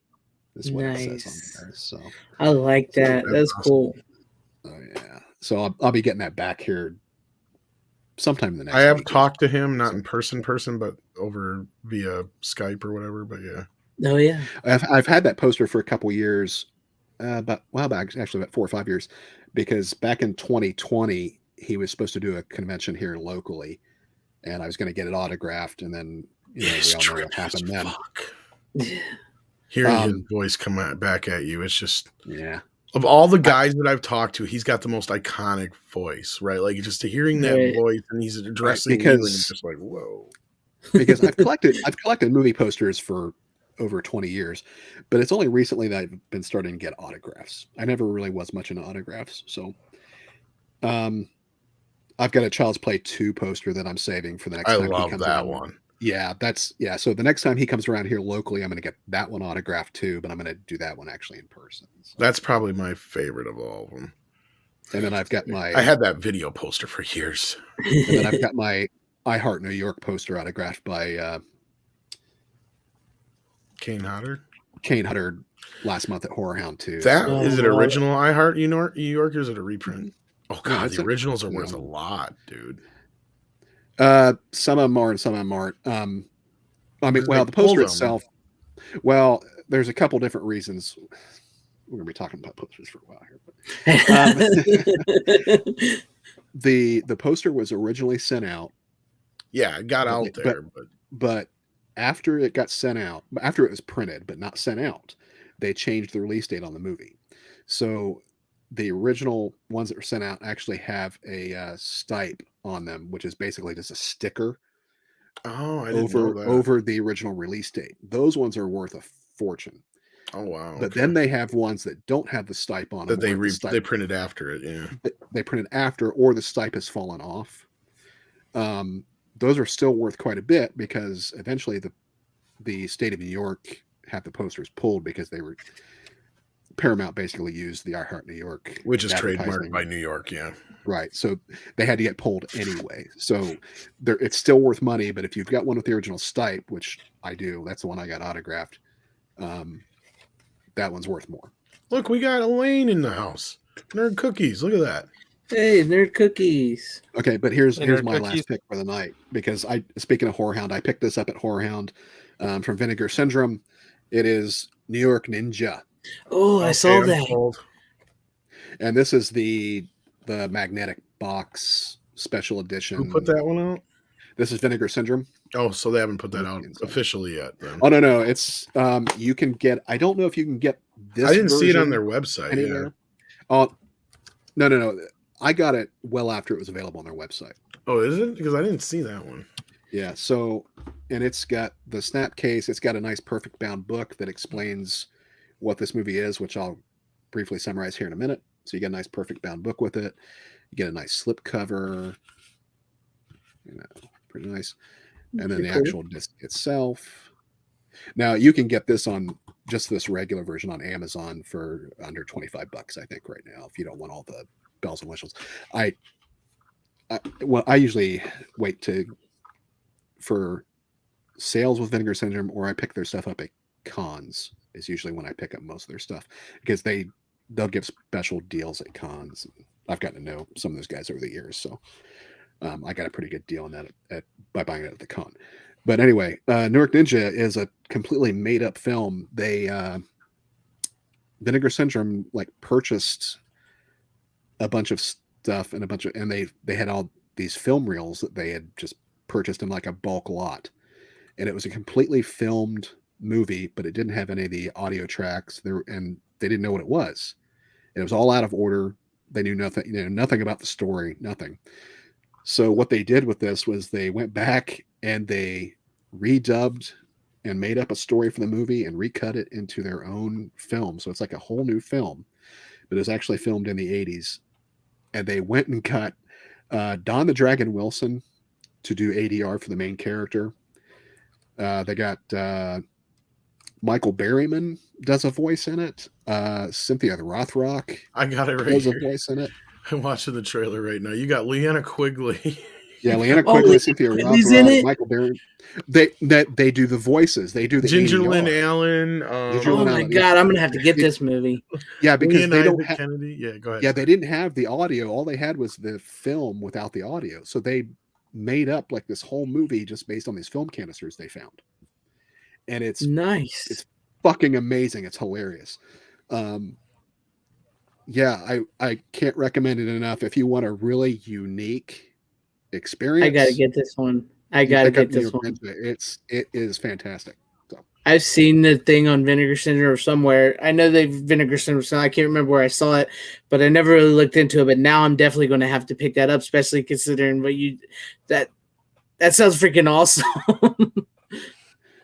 Yeah, Red Letter Media actually devoted an entire hour just to New York Ninja, like a couple months ago. I haven't seen that, but I mean, fuck, maybe I have. I don't know. I would recommend watching New York Ninja and then watching Red Letter Media's. I might have, because they devoted like an entire hour just to talking about this film. I don't know. I'm sold on the title alone, so Yeah, me too. It's just like solid. It's such a unique experience watching it. It's you're gonna be hard pressed to find anything like it out there. So I'm definitely gonna be picking this up. But with that, I'm gonna, gentlemen. all right. I have to get up kind of early. You have a good night. I'm gonna put my new channel, which I don't have a whole lot up on yet. I've got a link to it I just put in the chat. So if you guys wouldn't do me the honor of going out there and subscribing and watching stuff. I've been really busy lately, so I haven't been able to do a whole lot of videos. I'm planning on doing some more evergreen type stuff, and we'll see how it goes. We'll see. So anyway, you guys take care. I will see you all later. Good luck. Good luck with channel, Mike. See ya. And there you go, guys. If you want to sub to Mike, right there's his new channel. Check him out. And Nerd Cookie says, I'm on my phone, so I can't reply easily, but hello, everyone. Glad to have you here. And yes, congratulations on 100K subs. That's awesome. Yes, congratulations. Night Owl did somebody bring up a video store? I think I missed that. What? She says, Night Owl says, a video store in the early 80s, so cool. Where in a bigger city? I missed that one. By the way, I didn't know that Criterion was doing a 30% off sale. Yeah, they usually have that around this time, don't they? It's a good thing I don't need anything from them right now. Yeah, I haven't gotten anything from them, but only because like for a while, like their prices were just same with Vinegar Syndrome. It's like fuck, like their prices are so fucking high. It's like I gotta wait until like a sale goes on. Well, the halfway to Black Friday Vinegar Syndrome sale's coming up soon, so yeah. Oh, that's what I've been waiting on. That's why I haven't really bought none from them. Waiting to see what the some of the deals are. Then I'm gonna get me some. Yeah, like the most I have when it comes to the boutique stuff are either from Shout or Arrow. Oh, that's right. That's right. Mike said, yeah. Mike's, yeah, I know where Mike's from.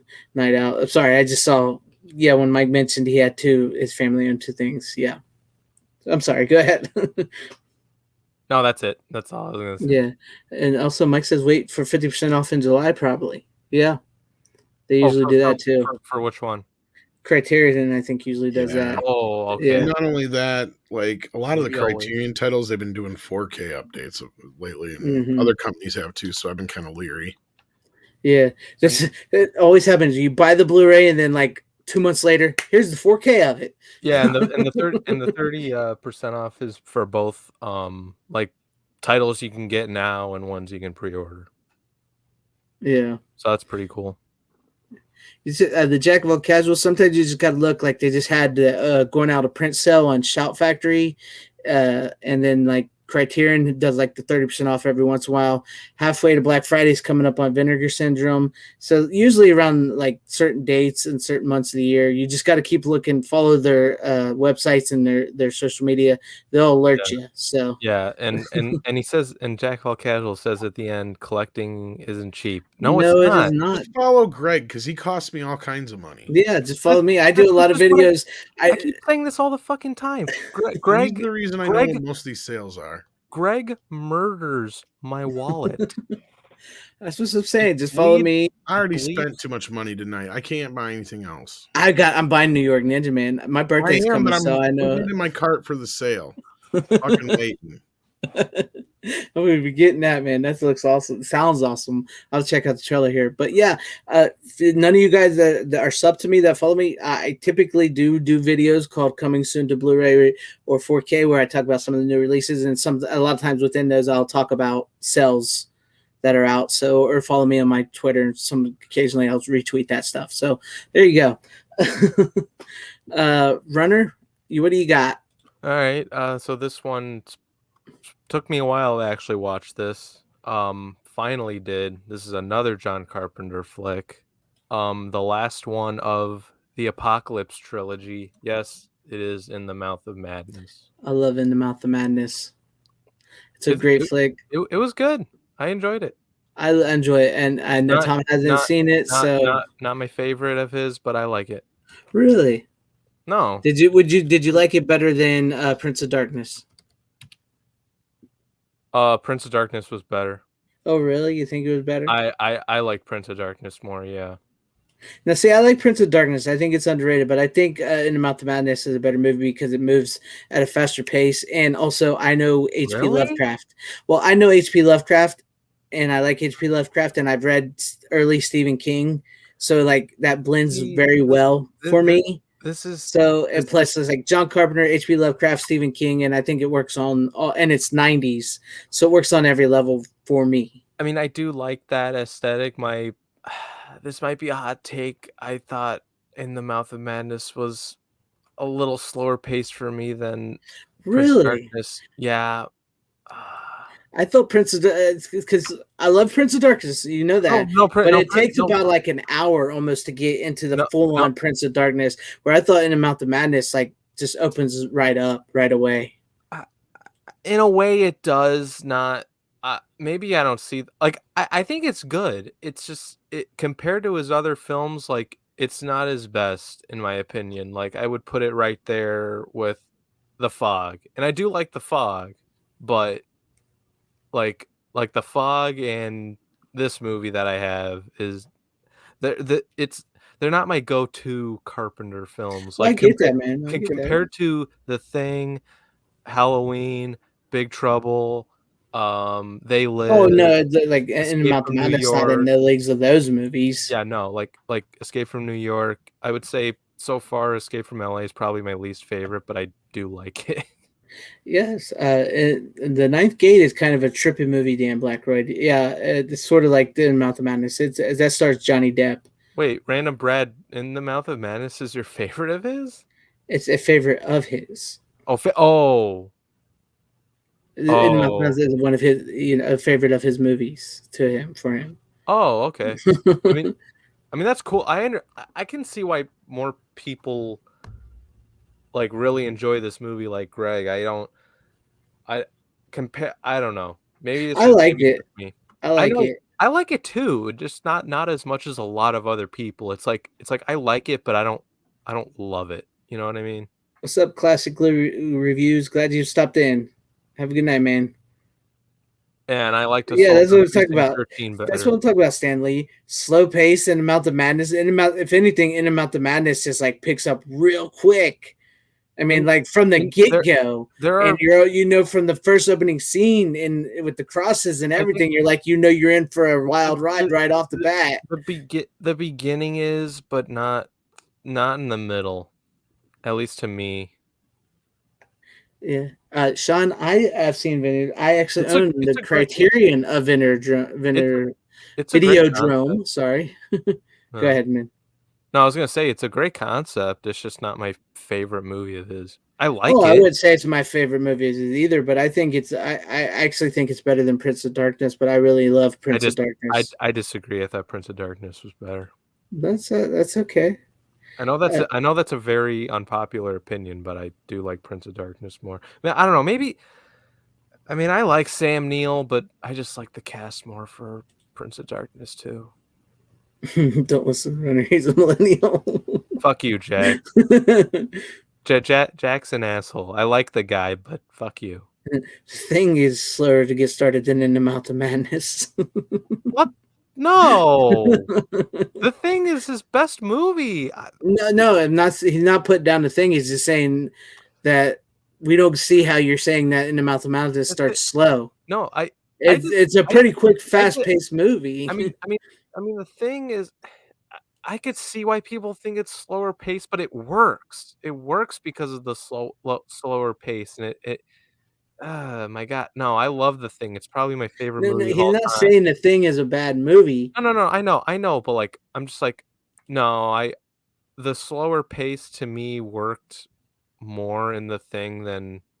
Yeah, that's what that works. That what we're saying is that I love we don't feel like In the Mouth of Madness is a slow movie, like slow to start. It feels like it jumps right into it.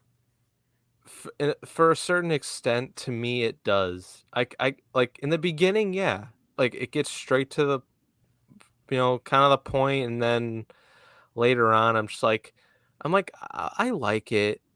I'm not like I'm not as into it as other people. It's good. It's a good movie. I really enjoy You guys it. don't have to avoid spoilers on my account. I mean, I don't remember a whole lot of this movie really. Like it has to do about an author who wrote a book, and You didn't pay attention to this movie, Runner, man. This I movie has did. layers. I did. It's not my favorite of You his. did. It's got Charlton Heston in it. It's directed by freaking John Carpenter. Sam Neill is awesome in it. If you're a fan of H.P. Lovecraft, if you're a fan of early Stephen, like 80s Stephen King, and you say, oh, it's directed by John Carpenter, like I don't fucking know. I know, just say it, like it works on every level here. It's like the only damn reason, right? Directed by John Carpenter. I know it's directed by John Carpenter. It's the only fucking reason I watched the movie. I get you, man. I know everybody different, but like, I just really enjoy this movie, and I think it's very creative in a sense. Like, what if this, like, a horror writer author highlight Tyrell's was writing comment. a story that was actually as he was writing it and stuff, it was coming true, and you're living it. Highlight Tyrell's comment. Thank you. He says he kind of agrees with Turner. It's a little I don't care. Mid-section, but it's ultimately amazing. That's my point. That's my point. The middle section is slow. Now, see, you didn't say the middle section. You said it's from the beginning. No, I did not. Oh my fucking God. I said yeah, to a point. Yeah, it does pick up in the beginning, but the middle part, it kind of ran kind of slow to me. Even the ending to me. That's all I'm saying. Like kind of agree. That's better than disagree. Okay, you understand that? If you say so, man. Yeah, but yeah. If I would recommend In the Mouth of Madness to anybody out there who has not seen it, check it out. Not to be confused with In the Multiverse of Madness. Yeah, I know. They literally took. Well, it's actually, once again, this comes from H.P. Lovecraft. It's In the Mountains of Madness, which Guillermo del Toro has been trying to make for years. Oh, okay. Yes, it's a play. Once again, like I said, if you were to have read H.P. Lovecraft and early Stephen King, this movie probably would have played better to you, is what I'm trying to say. Yeah, maybe so. Then you would have gotten it. Yeah, maybe. Maybe I don't relate to it as much as others like you. But just saying, it's not my favorite of his. I get you though. I'm not. It's not my favorite of his either, but I really enjoy the movie. I really dig it. So, Bryant Barth, I love Big Trouble. Big Trouble's amazing, but it's not better than The Thing. No, I don't think you can top Halloween and The Thing. You just can't top. No, exactly. Yeah, Halloween, The Thing are probably his, those are like arguably his two masterpieces. Like they're right up top. But Jack Burton, I agree, he's badass, but you got to realize he's more of the sidekick, really. In the story. But that's the fun of the movie, is people go into that movie thinking Kurt Russell is the star, and they don't realize he's actually the sidekick the whole time. Oh yeah, in a way, it's like, yeah, but it's weird because like when I first watched the movie, I didn't think about that until like Tom kind of talked about it, and I'm like thinking about it, and I'm like, yeah, the what's his name? Oh yeah, the Asian dude. Racist. Fuck off. Okay. To not be racist, the dude from Prince of Darkness. The old man? Not the old man. Not Victor. Oh Wong. Yeah, the other guy. Yeah. Dennis Dunn. That's his name. Yeah. Dennis Dunn. Like I didn't think about that. I didn't think, because it kind of makes sense now that I think about it. It's like he's trying to find the girl with the green eyes. You know, Jack's just there to back him up. You know, kind of thing. I'm like, holy shit, like that like blew my fucking mind. Yeah. Because like okay, like for example, like big. I mean, this isn't the greatest comparison, but like Big Trouble, in Little China, that has a way better fucking opening than In the Mouth of Madness. It like it instantly just like it instantly grabs you with the whole truck scene with that score. Yeah. Like it's like like it's so That's fucking what I'm good. saying. Yeah, you can't beat early John Carpenter. This was near the end in the 90s. I'm just saying I really like the movie. Well, it's not as good as those movies, no, but it, I think I personally think it's better than Prince of Darkness, but I love both of the movies. No, I like Prince of Darkness more. But like I said, I've read H.P. Lovecraft and I've read early Stephen King, so I get like the references and stuff, and it plays better to me. Plus, Prince of Darkness is probably one of John Carpenter's one of my it's favorite. Very underrated. It's very underrated. Oh my god, dude! The beats and all that are so fucking good. Yes, it's like damn, like this is like, I mean that is like peak John Carpenter music. It's good, yeah. But let's Tom, is it your turn or my turn? I think it's your turn. My turn. Okay, I'll go. No, it was Tom. Because then it was Greg, and then it was Mike, and then it was me. Yeah. So it's Tom? Yeah, it's Tom. All right. Let's see what you got, Tom. Wow, we got to finish it off. With Bruce Willis' Death Wish. Middling as a remake. I mean, it's not horrible. It's... Eli Roth does okay with it.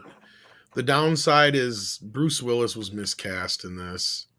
Very much. When did it come out? 2016. Oh, okay. They make the mistake of spoilers. I don't care. Letting Paul catch the killers and figuring out who they are. And that to me just kind of takes away from... It's kind of like Batman, right? Right. He's not supposed to be able to catch the people that killed his parents. That's part of the reason why he does what he does. Outside of that, it's a great cast for the most part. Bruce Willis is the only one I would say is miscast. I mean, he's okay otherwise, but it's just...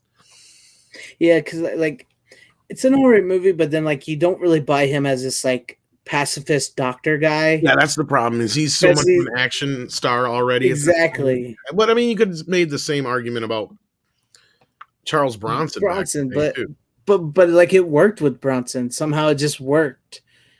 And then like with Bruce Willis, you're expecting him to be like, oh yeah, well he's just gonna drop these mother effers real quick or something. You know, it's just it's the difference though too is also Bronson had a quiet way about him. Yeah. To Bruce Willis, who's seen as, yippee-ki-yay motherfucker and shit like that. Yeah. And I mean, I said it the other day, honestly, the perfect cast would have been Johnny Depp. That could work, yeah. I think, because he can play that both sides of it, right? Like, I mean, I think he could pull it off. And like I said, I don't know what Amazon's plans are for it now that I think they own the franchise. I didn't watch Death Sentence. I looked into it though, but it's not really readily available. Although there's an unrated version on digital. Death Sentence is, I watched the trailer. It looks like a weird remake of the first movie. It does, doesn't it? Yeah, it's been a while, but yeah, I remember I didn't quite enjoy it as much as the other ones. Where his kid gets killed, his son instead of a daughter. Yeah. His name is even Paul, I think, in that version too, but they changed it. I mean, it could have been better. It could have been a lot worse. I think they'd be better off though doing like a TV series with it. On Amazon, because you could really kind of play with the idea of he'll move on to a different town. Like I said, it could very well be like the Jack Reacher TV show. Yeah, a lot like that in that sense. Yeah, but I mean, they didn't push the envelope as far as I think they could have with the Bruce Willis one, because they could have went pretty far in that with Eli Roth and Bruce Willis, They kind of played it a little safe, and like you said, Bruce Willis is miscast, and it does. Bruce Willis, you keep waiting for him to be like saying something smart aleck and do some cool stuff, but he doesn't ever really do anything really, you know. And like you said, he catches his, you know, the bad guys that take his wife out and all that. He catches them, and like what worked is like this man had something horrific happen to him, and he went out there. Well, kind of the point is that the reason Paul does it in the first place, it's not just that, it was they had no hope of catching these guys, right? Yeah. And it seems like they could catch them really easy, but the police, that's like another thing, like with modern, in 2016, with modern technology, you feel like they could have caught these guys real quick, real easy. You know what I mean? They actually get around that at first, which is kind of cool, the way they kind of, because I mean, yeah, the way that the in the book and the movie, the original movie is pretty similar in a sense that they get her address off the groceries at the store, which nowadays they'd have cameras at every store, in the parking lot, everywhere else. They're smart in this respect that the guy who did it, he's one of the chauffeurs at the beginning, and he hears they're going to be away from home, so he takes a picture of their address through their GPS in their car.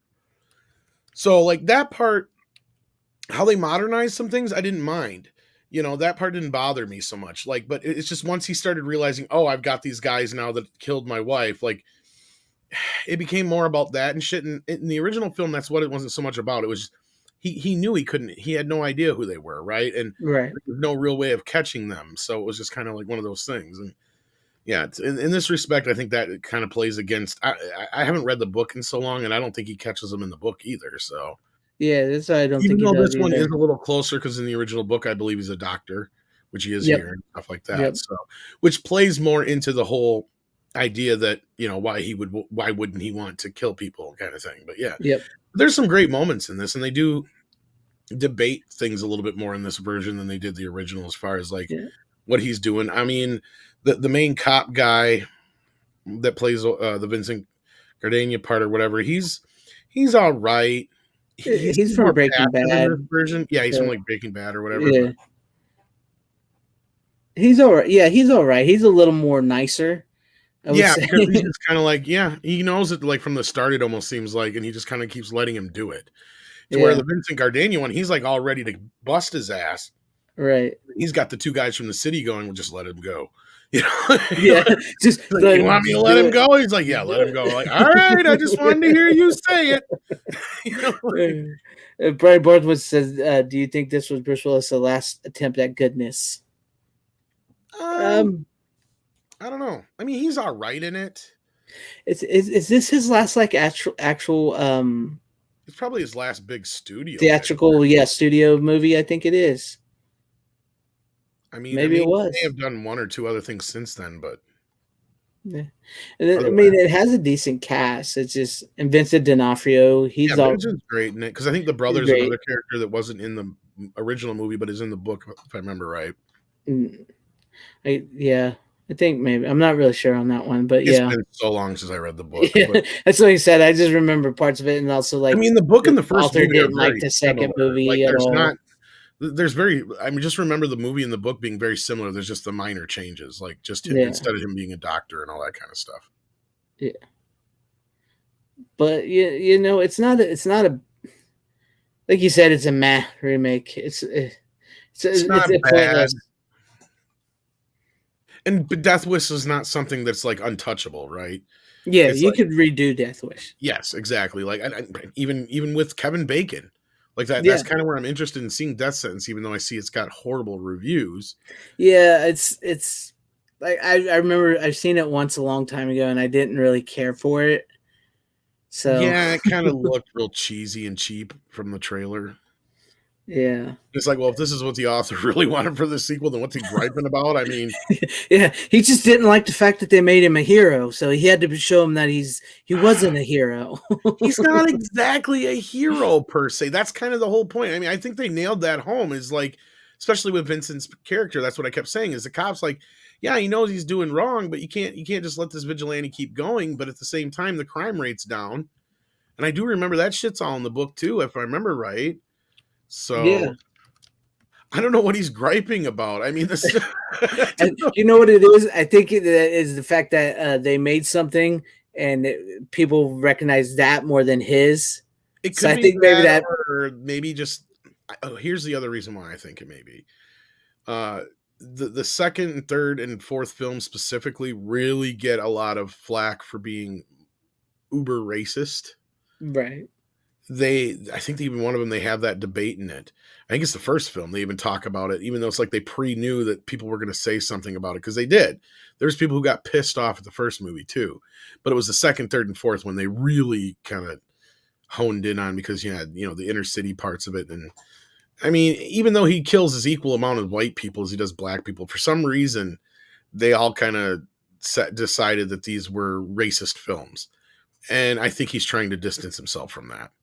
That could, yeah. I don't see it the way they, like, there may have been a bit probably in the first film where there's more disproportionate, darker skinned people than there is in the latter 3 or 4, because I'm trying to remember from my recollection, just about as many black people and white people and Asian people die in those movies. He just had to kill criminals. It wasn't just one, but like, I don't know. You'd have to watch Death Sentence, but I don't think you'd probably like that one. It's not. It looks a bit off. I would say that this Bruce Willis is better than that. And then I was thinking of downloading it, or not downloading it, but buying it on Vudu. But I'm like,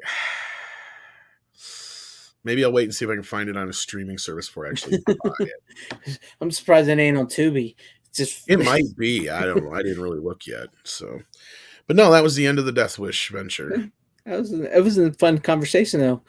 I like that, talking to Death Wish. I like those type of movies. Yeah. Yeah. I mean, Elizabeth Shue was pretty good in the movie. That was one thing, and Vincent D'Onofrio's great in it. The daughter was all right. Yeah, the daughter was okay. She was serviceable enough. Yeah. And again, it's not like Bruce Willis's worst performance or anything. It's just he's kind of laid back in it, ain't he? On all levels. Well, I mean, and that works for the character in that respect. But again, it's just the whole idea of you got this. It's like you might as well fucking cast Arnold Schwarzenegger in it while you're at it. Yeah, that's true. That's kind of where it's at. But but yeah, there's a number of actors who would have been better choices, like Kevin Bacon or Johnny Depp, somebody like that, somebody who can play nebbish but is believable, that can turn into a killer. You know what I mean? Michael Keaton would be another great choice. Yeah, Michael Keaton would have been a really great Death Wish replacement. That would have been cool. You need somebody who can do that, right? Who has that, kind of in them, that they can play the smaller guy, but then at the same time, you can believe that they could go out and do something like that. I mean, nobody's going to have the same panache and charm that Bronson had. That was his own thing. That was his, like, do that again. And like you said, like, I mean, yeah, it could with Bronson.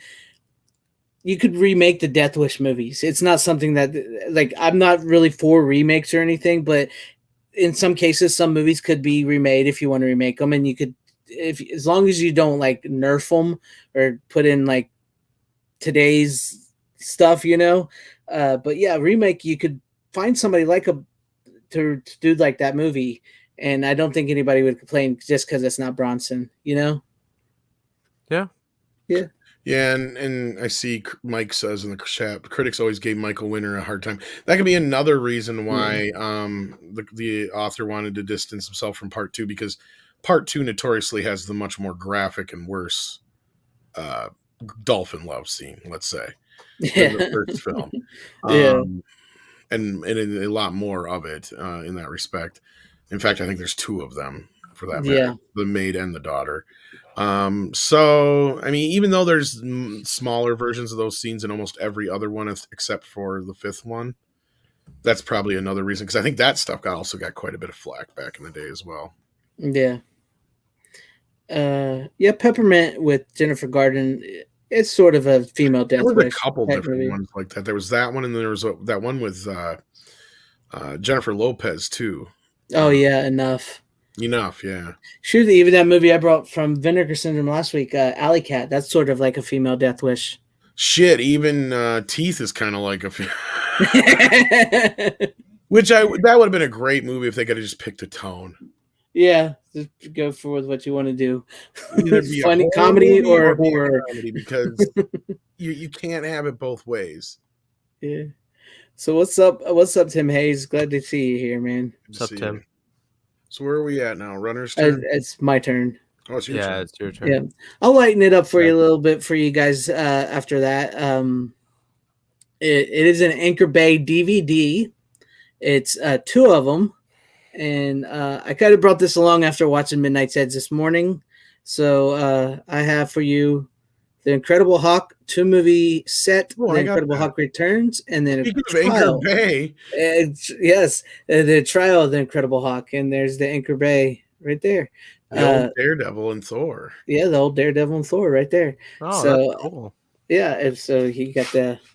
And as far as I know, that's still the only way you can get those movies. Those are not included in either versions of the Blu-ray sets of the Incredible Hulk collection, by the way. Yes, that's true. That's still the only way you can get those, and that's way out of fucking print. Yeah, that's why I will never ever get rid of this. So it's got the nice little booklet here. Oh, it's a DVD. Yeah, it's DVD. It's not Blu-ray. Yeah, they don't that have a came out Blu-ray. at the same exact time as the Hulk movie. That's why the font looks just like the Hulk movie, not the Incredible Hulk. The Hulk Eric, with Eric Bana. Yeah, the Eric Bana one. And I just, personally, I really do like these movies. I think they're great. Oh, they're great, especially The Trial. Oh yeah, The Trial. I love The Trial. Incredible Hulk. Because Daredevil they nail. Thor's kind of meh. Yeah, that's what I've heard. I haven't seen any of those movies. I've seen clips of it. Those were meant to be backdoor pilots for Thor and Daredevil. And Daredevil never got. Yeah, the Daredevil one probably would have been really good too. I liked the guy that Eric Kramer as Thor, but they did. Yeah, they kind of. I don't think they knew how to do that. Thor looked kind of weird. I could be wrong, but maybe Thor even got its own backdoor pilot movie too. I can't remember now, but I might just be misremembering that Thor is from that whole thing, because he might be more of the.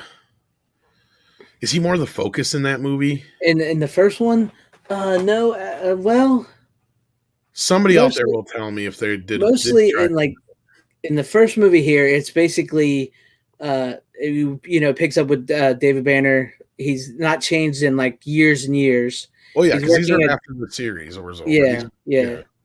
And he's working at this laboratory trying to get rid of the Hulk within him still, but even though he hasn't changed in I think maybe 5 years. And so the guy that one of the aliases of Thor shows up, says he found Mjolnir in the mountains, and he calls Thor, and then Thor shows up and starts picking on him, and he turns into the Hulk. So basically, from then on out, it's kind of like the Hulk and Thor and a buddy movie here and there. Yeah. They even do a scene where they're running down the beach together. Yeah, it's great, but it's it's great. It's so cheesy. Yeah, I don't know if maybe I'm just remembering that TV movie, or I thought they did another one with the same people that they were trying to get Thor going at least. But I don't know. I don't remember that. But if somebody remembers another Thor movie with Eric Kramer as Thor from this, let us know in the chat. Let us know, because I don't remember that. I'd like to see that too if that is. Because I really dug this one, and then The Trial is really good. He's on the train, and these guys start speaking of sort of a Death Wish type scenario. He's on the train, and these guys start picking on that woman, I believe, and they start picking on him, and he turns into the Hulk, and then he gets put on trial for the crime of for the woman, what they were doing to the woman, for whatever reason, and then he hires Daredevil as his lawyer. I can't remember. Yeah, it's I can't remember what happens if they killed the woman or not, but I know he gets put on trial for it. And John Rhys Davies plays. I think the whole thing they set up isn't. Yeah, because I think he kills her. I think they kill her, but they think the Hulk killed her or whatever. Yeah, I think that's how it goes. They kill her, and then he turns into the Hulk and wrecks the train and stuff, so they think it was him. Yeah, but they're really good movies. Elaine's never seen the old Hulk. I know. I couldn't believe that when I saw that. Hulk fights a bear. Exactly. Have you ever seen that? Have you ever seen that clip put together? Yes. With the Ewok. No, I've not seen with an Ewok, but I've seen it. I've seen it. It's the Hulk. He's in the woods. He's walking, and it shows the little yub nubby. What's his name? Warwick Davis' Ewok from the Star Wars movies, and it's like he's looking right at, but somebody edited it together. He's like looking at him going, and he's like says yub nub. Then all of a sudden it's the scene of Hawk throwing the bear across the woods, so it looks like he's throwing I gotta find that. It's so great. Somebody cut that together perfectly. I'd laugh my ass off at that. That's cool. Oh Lord. I mean, yeah, Lane, it's kind of cheesy, but the show is pretty decent overall. I mean, if you can get past, they're painting Lou Ferrigno green. I mean, the transformation scenes were cool as shit. Oh, I loved it, man. Like every time his eyes popped open and they're green, I'm like, oh shit, I get goosebumps. The clothes and all that. It just was so well done in that respect. But I mean, yeah, it got a little cheesy in some of the Hulk scenes. Yeah, it did, but it was still fun to watch. But it's a really cool concept. It's the idea of David Banner. He's got to go from town to town because as soon as the Hulk fucks some shit up, he's got to move on.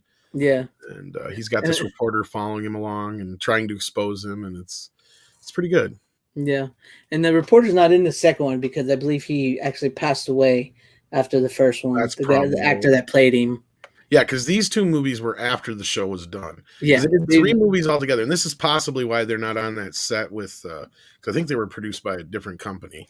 Yeah, because like Anchor Bay had this one, so yeah, Anchor Bay has those two, and then Fox owns the rights to the death of the Incredible Hulk because it was shown on Fox television at the time, I believe. So. Yeah, and they're actually in like just one of the special features in this is they talked to Lou Ferrigno and he says that they were actually going to do another Hulk movie where the Hulk spoke for the first time. Yeah, but sadly, that's the thing is I think Bill Bixby knew he didn't have a long time because he directed the death of the Incredible Hulk, and he might even have directed those TV movies there that you got too. I can't remember, if not maybe one of them.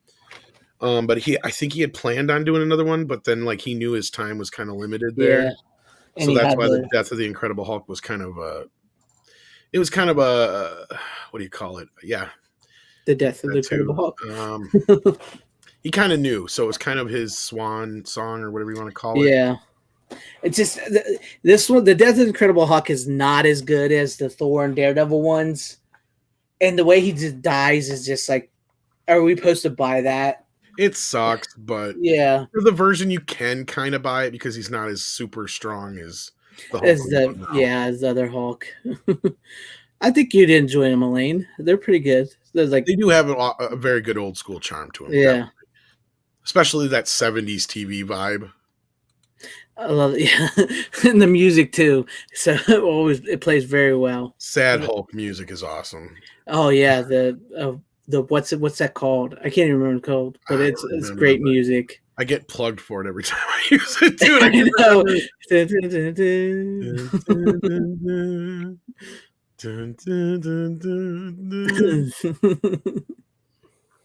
Accused of a crime he didn't commit.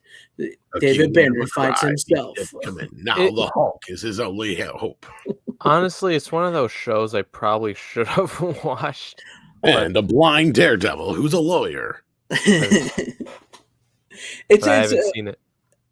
Runner, I don't know, man. I think you may or may not like it. I don't have the Blu-ray box set, but I have the whole series on DVD. I think like I can handle cheesiness. I can. And speaking of Lou Ferrigno, I tried to get the Hercules Blu-ray from Shout because it was like going out of print. Yeah, the OPs. Yeah, and it was like super cheap because they started like taking like percentages off of some of the movies that are going out of print. So I got Rockula and Dances with Wolves, I think, because those were going out of print. I got them for super cheap. I got the Hercules ones and the Dances with Wolves one. The only reason I got that was because I wasn't sure if Amazon's going to allow them to release it again. Yeah, with the MGM purchase. Well, the Dances with Wolves steelbook was like $10. Yeah, that's what I got it for too. Yeah, it was cheap. That's what you can't say no to that, right? No, I mean I've never seen the movie. I just got it because I guess that is a Shout release because I guess that has the theatrical cut, which hasn't been available for years. So now the good thing with that is, like, if you ever need some money, that thing's going to be worth money. So right. But then again, if anything, that's one that I see. I the only reason I'm not like too worried about is because even if I did only pay $10 for it, it doesn't get released again, which I don't think it. I think Amazon will definitely that's one they would put out as a 4K probably. Yeah, I can see that. It's a big movie for MGM. So, yeah. This I did not know. The guy that played Lurch from the Addams Family did the voice for the Hulk. The voiceover for the opening. I didn't know that. I did not know that, but I know the guy who originally was going to play the Hulk was the guy who played Jaws in 007. Yep. Oh, if it wasn't for that executive cool. son, it would have been that guy. Yeah, which I think he's a little taller than Lou, but he's not as big, obviously. Yeah, he's not built like Lou Ferrigno. Yeah, the guys, it was like one of the executives of the TV show of the network. He brought his son in and he was telling him this was going to be the Hulk. And his son actually read the comic books and told him, Daddy, that's not the Hulk. So that's when they got Lou Ferrigno, because he was not built like that. Yeah. But yeah. And, but there you go. I figured I'd bring that on tonight because I actually really like this set. I think it's really cool looking and they're just great fun movies. I always loved Incredible Hulk, and I'm still waiting for the original 70s Spider-Man. I would love to have that. Oh, the Nicholas Hammond one? Yes. I think I tried watching that. They need to release those on Blu-ray. That'd be nice. There's not That's that what many. I would love to have. Like, I'll get it on Blu-ray just because it's Spider-Man. 3 TV movies of the Spider-Man ones. I think they did, because they never quite got it to series. I don't think. Maybe they did a couple episodes, but I don't think I thought they did like a 20 like 12 episode series. Like that. Yeah, maybe it was 12. Because it didn't get very far, but it was like started out as like. Or maybe I'm thinking of because they took a couple of the episodes and crammed them together as movies. See, I remember renting them on VHS as That's movies. what I'm talking about. Yeah. So I can't remember. I know that they opened with a movie. And I can't remember if they did 2 of them and then they did the series, but I used to have them on disc somewhere. They're really crappy, but I'll have to see if I can dig them up. I wish they would put it on Blu-ray. I've been waiting for that one because, like, with the Doctor Strange 70s movie on Blu-ray now, and then I was like, from we need the Spider-Man to complete the 70s superhero thing. Yeah, I'll probably get the Doctor Strange one at some point. We got to hurry on that. Yeah, it's going.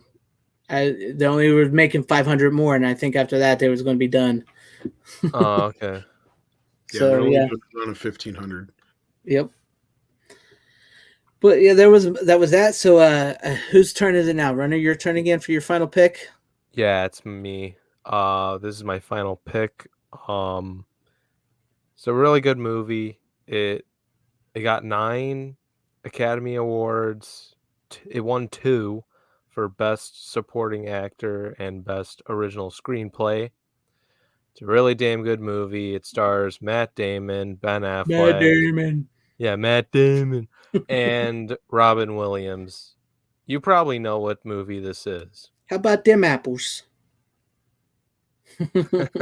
Yeah, Good Will Hunting. Good Will Hunting. Yeah, good. On my line. Good movie. It's a good one. Where's my burger? Where's my burger? Where's my burger? Where's my burger? Your burger is right here, and I'm going to put it here. How much did you pay for this burger? I put 39 cents on it. You put 39 cents on it? All right, I'm going to put your burger on layaway. Just so you bring me 10 cents a week, and you can have this burger. I love that. Sorry. Go on, Runner.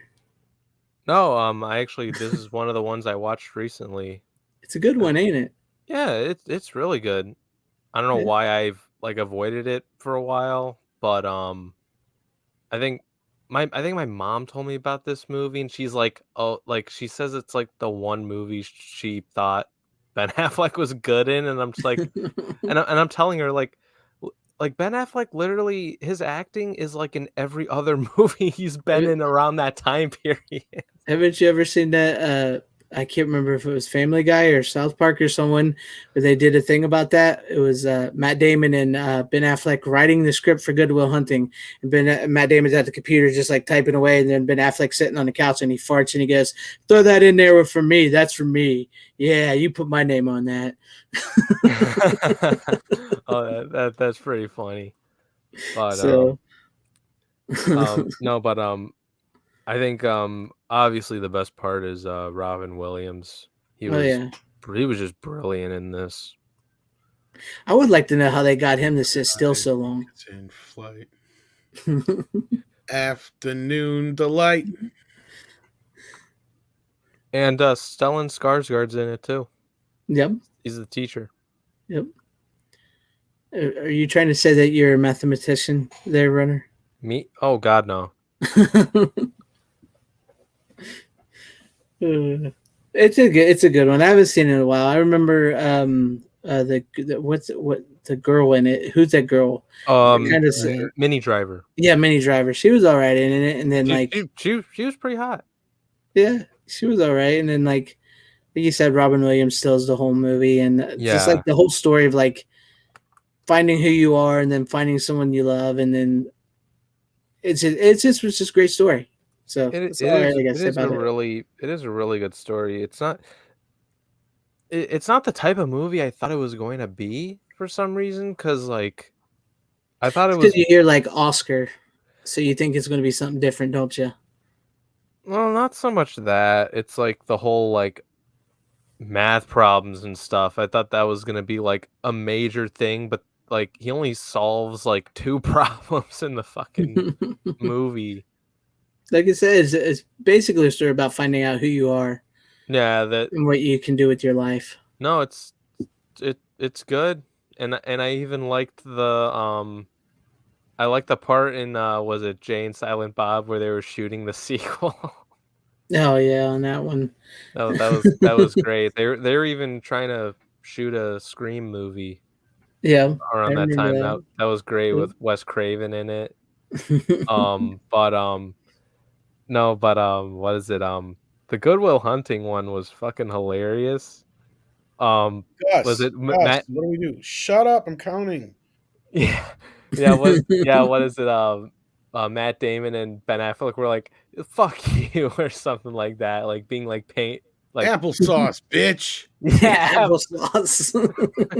That's so good. He just shoots them and he's like, applesauce, bitch. Good Will Hunting 2, hunting season. How do you like them apples? Hunting season. There you go. There you go. Read that, Tom, real quick. Nah, you don't own it. You don't own it to the world. You own it to yourself, because after 20 years, you're still in construction. I'll fucking kill you. Yeah. But go on, Runner. No, I was gonna say, if they actually made Good Will Hunting 2, what was it called in jail? Hunting season. Hunting season. If they actually made that, I'm gonna be honest with you, I probably would have liked that a little bit more than the first. The first one's great, but like if they had made that sequel, just the title alone, they wouldn't let him into the school, so he let himself in. No, like that would have been cool. Plus, wasn't Kevin Smith an executive? Yeah, because he brought it to Miramax. Yeah. And supposedly he helped with the script. So is that one of those releases like mine that is a Paramount Disney release? It's a Paramount release. Yeah. Okay, I'll explain that here.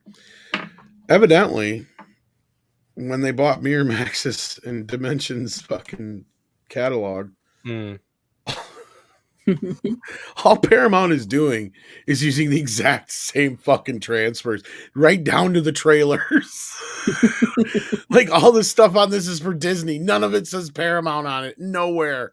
None of it. It's all Disney trailers. It says all the commentary and shit is not reflective of Disney and all this other shit, or Vienna Vista and all this crap. But on the disc itself, as you'll see with my next pick here, not to jump. Oh yeah, most of the it says Paramount on it, but it ain't. Yeah. Well, no, because what is it? I have the triple feature like Kevin Smith collection on Blu-ray, which comes with Chasing Amy, Jay and Silent Bob, Strike Back. Yeah, and the rest of them were all Lionsgate after that for a while. Yeah, because that was Paramount. But I bet it had Lionsgate trailers on it. The Kill Bill 1 and the Kill Bill 1 and 2 double feature is Paramount. The Blu-ray that I got, the 3 Scream collection, that's Paramount. But you see Lionsgate intros on it. It's hilarious. Well, what's funny is I don't know if I'd call him lazy per se, because I got to give him credit. I have The Crow from the Lionsgate edition. So, I I was like, fuck it, I'm gonna try the code. I tried the code. Some bitch if Paramount didn't fucking honor it. I got the Lionsgate The Crow too. I don't think I ever used the card. So I guarantee you, if you buy their new release of it, it's the same fucking exact, down to the fucking digit. I've had The Crow forever. They 5 or 6 years. Not to bury the lead, but I'm turning into Runner now instead of Zack Snyder every week. I've got a Martin Scorsese movie. Let's see what you got. So there you Gangs of New York, getting with that Irish mafia thing I was telling you about. Yeah, I never even heard of that one. You've never heard of this one? Are you serious? Leonardo DiCaprio? 10. See, it has one more award nomination than that thing you just held up. Yeah. Okay. Oh, that's true. But okay, for a Martin Scorsese film, no, I have not. It's got Leonardo DiCaprio. Okay. I'll drink your milkshake. What's that guy's name? Daniel Day-Lewis. Daniel Day-Lewis and Cameron Diaz. John C. Reilly's in it. John C. Reilly. Yep. Okay, Jack. You know what? You can say this all you fucking want. That dude has directed a shit ton of fucking movies, and I know most of them, but I haven't. That was one of his fairly newer ones. It was a very popular movie. Yeah, this is probably one of his highest grossing films. Yeah, I have never it's heard got of the that. big battle scene. Yeah, the basic storyline. I mean, I guess historically it's not very accurate. Are they ever? No, but I mean, as far as the attention to detail of the time, let's say, Scorsese does an amazing job. They rebuilt the 5 points. I got a question, Tom. Did you see Hugo yet? No, I'm hoping to get that soon. Because that was the first Scorsese film I've ever seen. And I was like, that's one of the few of his I haven't seen yet. No, and I was in elementary school when I watched that because it was a school thing.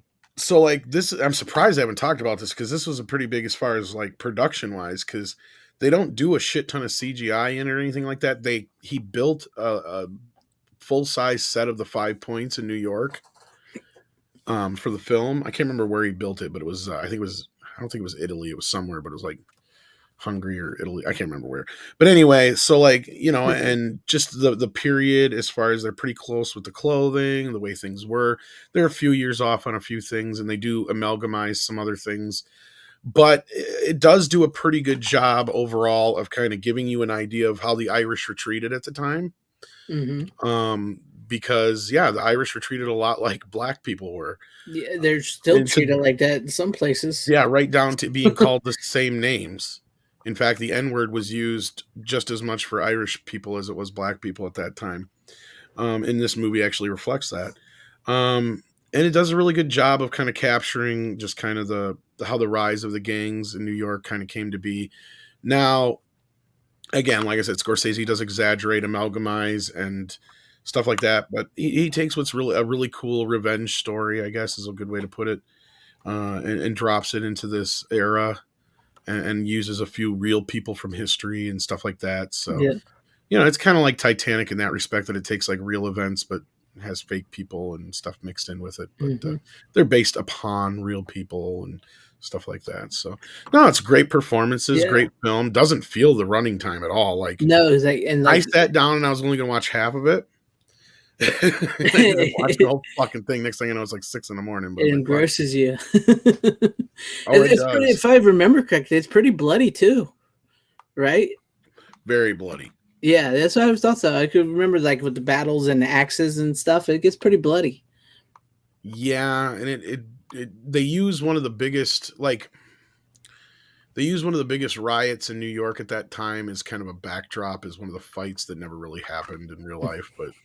It just kind of it's just kind of a way of telling how these things kind of went down by also just dramatizing some things for us to have something to attach ourselves to, kind of thing. Yeah.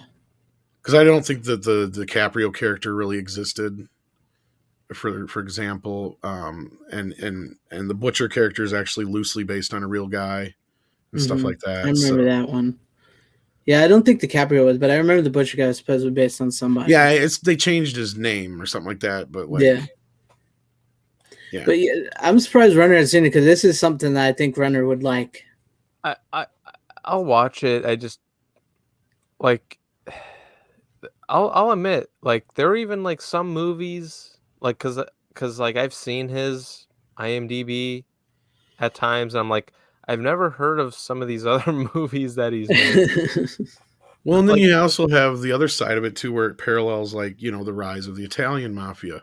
Like a lot of these guys came over here to get away from a lot of that vendetta shit, and they just brought it with them, and that's kind of the same thing here. Yeah. Like, here's a question from you, Tom. You might know this. To go with the dead rabbit thing. Sorry, that was why I said. Yeah, that was for deleted scenes, gangs in New York. There. No, but Tom, this is a question for you since you're like a big Scorsese fan. How many fucking movies has that guy made? I think he's made about 30 some. Yeah, he does one like every other year or two. Yeah, he hasn't made any in the last few years though. See, like that proves my point. Like he's made so many goddamn movies, but they're all good.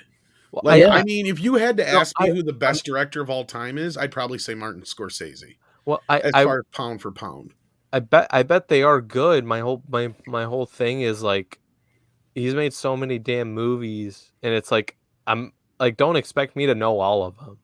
Like, well, what's weird is none of his films are really in my top 10 films of all time, but he's just so consistently good. Like outside of Goodfellas, which is in my top 5. Sorry, I should say that. But outside of Goodfellas, like none of his movies really tap into my top 10. It's just that all of his movies are consistently good. And yeah, it's like he knows how to cast and direct and tell a story and everything. And he engrosses you no matter what the story is. It's like, tell me a story, Martin, about going to the candy store. And he'd tell you a 3-hour epic about somebody going to the candy store. And you'd watch every minute of it and you'd eat it like a kid in a candy store. I don't know how he does it. I don't know how the fuck he does it. I've tried to figure it out every time I watch his movies. I'm like, how does he do this? Because he takes the most mundane and maybe that's what it is. He finds the most like things that we can attach to in everyday life, and he finds a way to weave them into stories about people that we know we would never be or meet or anything like that. Because like even he said, like, you know, when it came to like directing Raging Bull, he had no attachment to boxing and whatsoever. Like he didn't know shit about boxing, but yet It's an engrossing film, even if you're not a fan of boxing, because he found a way to explore it through the character himself, right? And use the boxing as more of a parallel to life than just the sport itself. And he just finds these ways to suck you in. Like, I mean, I watched both The Passion of the Christ, which is a great film, and I watched The Last Temptation of Christ. Last Temptation of Christ blows it away. I don't give a shit which one's more historically accurate. At that point, the better film is still the Last Temptation of Christ, and they're very similar in the stories they tell. That's the weird thing. See, I never heard of The Last Temptation of Christ until you brought it on one stream. That's his most controversial film of all time. Like he had churches coming after him for that movie, and Jesus. Ooh, yeah. Well, he had the audacity to actually try to portray Jesus as a human being. That was his big mistake. Well, the truth of the matter is, honestly, is like Jesus was a human being. You know what I mean? Like the whole point of like the Son of God is to be one of us. Well, you missed the whole point of the movie without seeing it. I don't really want to give away the ending, right? Because it kind of does it has like one of those almost Sixth Sense-ish kind of endings once it dawns on you what you're seeing. Because it doesn't really go against anything that's in the Bible or any stories of Jesus. It's just, if you understand what happens at the very last moments of the movie, you're like, oh, okay, now I get it. Because it's a very... I don't want to give it away because if you guys haven't seen it, it's kind of one of those. I haven't seen the Last Temptation of Christ. I haven't seen that one because it has a lot. Because there's a lot to do with how it's in the title. It's in the fucking title, right? Yeah. That's the best way I can say it without giving it away. It's the devil's last temptation of Christ, and it's not. You can't take it literally. That's the best way I can say it without putting it flatly out there. All right. Like the shit that happens from the moment he's, in this situation where it's the last moments of his life kind of thing. You got to understand that. And once you realize that, and then you think about the title and you see the ending, you're like, fucking all makes sense now. Okay. All right. Well, I have to, when I watch it, I'll I've put that in my head. You don't have to be a theological scholar or anything like that. You don't even have to be heavily into Christianity to enjoy it. It's a great film in general, too. Cool. Like I said, I've seen The Passion of the Christ, so I can compare Almost them. the same fucking story, really. I mean, it covers the same ground. It's just the Passion of the Christ just concentrates all about the torture of Christ. We get past that pretty quick in Scorsese's film, but Scorsese's film is more about the questions and Jesus questioning, why am I here? And am I the Messiah? Am I this? Am I that? Like what, that kind of a thing. And his guilt that he feels and how that affects everybody around. It takes these other things and kind of really gets into like his head in ways that no other kind of thing has before. And where it's like, yeah, I could see if he was a person and not so much somebody who's convinced himself even that he was the son of God, at first, like this is the kind of thing you would deal with. And then it kind of gets into this whole other thing. And again, I don't want to give it away because it's such a great film. It's a really well done film. And he does. Scorsese is if anybody had to ask me, I mean, Steven Spielberg is probably the most well-known director of all time. I love Kubrick. But pound for pound, Scorsese is the most consistent director in history. True. I'll give you that. What about Tarantino? He's my favorite. Okay. He's only got 9 films under his belt, though. So. Well, I know, but like he's never like really. When it's all said and done, he'd probably take the crown if he makes another 20 films before he's dead. Yeah. He keeps it consistent. Yeah, I was gonna say if he keeps it into the whole like straight pattern where it's like he makes like because he hasn't made one bad movie that I've seen. That's kind of the thing with Scorsese too, is he just hasn't. I mean, even his worst films are not bad; they're still watchable. Even what did you think of The Irishman? Because I actually love The Irishman. Okay, because I've heard like mixed things about it. I haven't seen it. I liked it. I think some people just aren't used to that storytelling style. Okay. It's been a while since they've seen something like that. And I mean, if you want to argue that Scorsese's being a bit indulgent, oh hell yeah, but he also knew he could play with that long period now. He wasn't constricted by the studio going, you have to get this movie under 3 hours. Or under 2 hours or whatever, I understand. Yeah. I understand where you're coming from, Jack, but in a way, he's kind of right. He's not wrong in the way if you really listen to what he's saying. Yeah, like if you think about it in a certain way, because for a while, when he first said that, I was like, what the fuck does he mean by that? And then like as I've gotten older, and especially since I've seen more movies. Just look at how Marvel films are put together. That's exactly what he's getting at. Yeah. Exactly. They became very factory-oriented films at the end here. Right. Marvel films have. Okay, but I guess if you guys got any other thing to say before we move on to me? No, go ahead, man. All right. Go ahead. Well, speaking of favorite directors, this movie is from one of my favorite directors. And we sort of talked about it last week, but I figured I'd bring it on this week, and that would be The Burbs, starring Tom Hanks, directed by Joe Dante. Nice. Yes. And this is actually... I love this neighborhood. Yeah, I love this neighborhood. Corey Feldman. Now, this is a shout select, how we've sort of complained about him a little bit here, but this one is actually worth it. Worth it. Yeah. And I have to check that. I haven't got that version yet, I don't think, but I have the import from Arrow. Yeah. So I think did the import. This came out in 2018, and it's got a new 2017 2K scan of the inner positive, so it looks beautiful. As good as it's going to probably get. It's got There Goes the Neighborhood, the making of The Burbs, includes interviews with director Joe Dante, Corey Feldman, Courtney Gaines, Wendy Shaw, and more. Alternate ending, the work print of the film, still gallery theatrical trailer, and so it's much better than the original Blu-ray. I wouldn't put that one past a 4K release.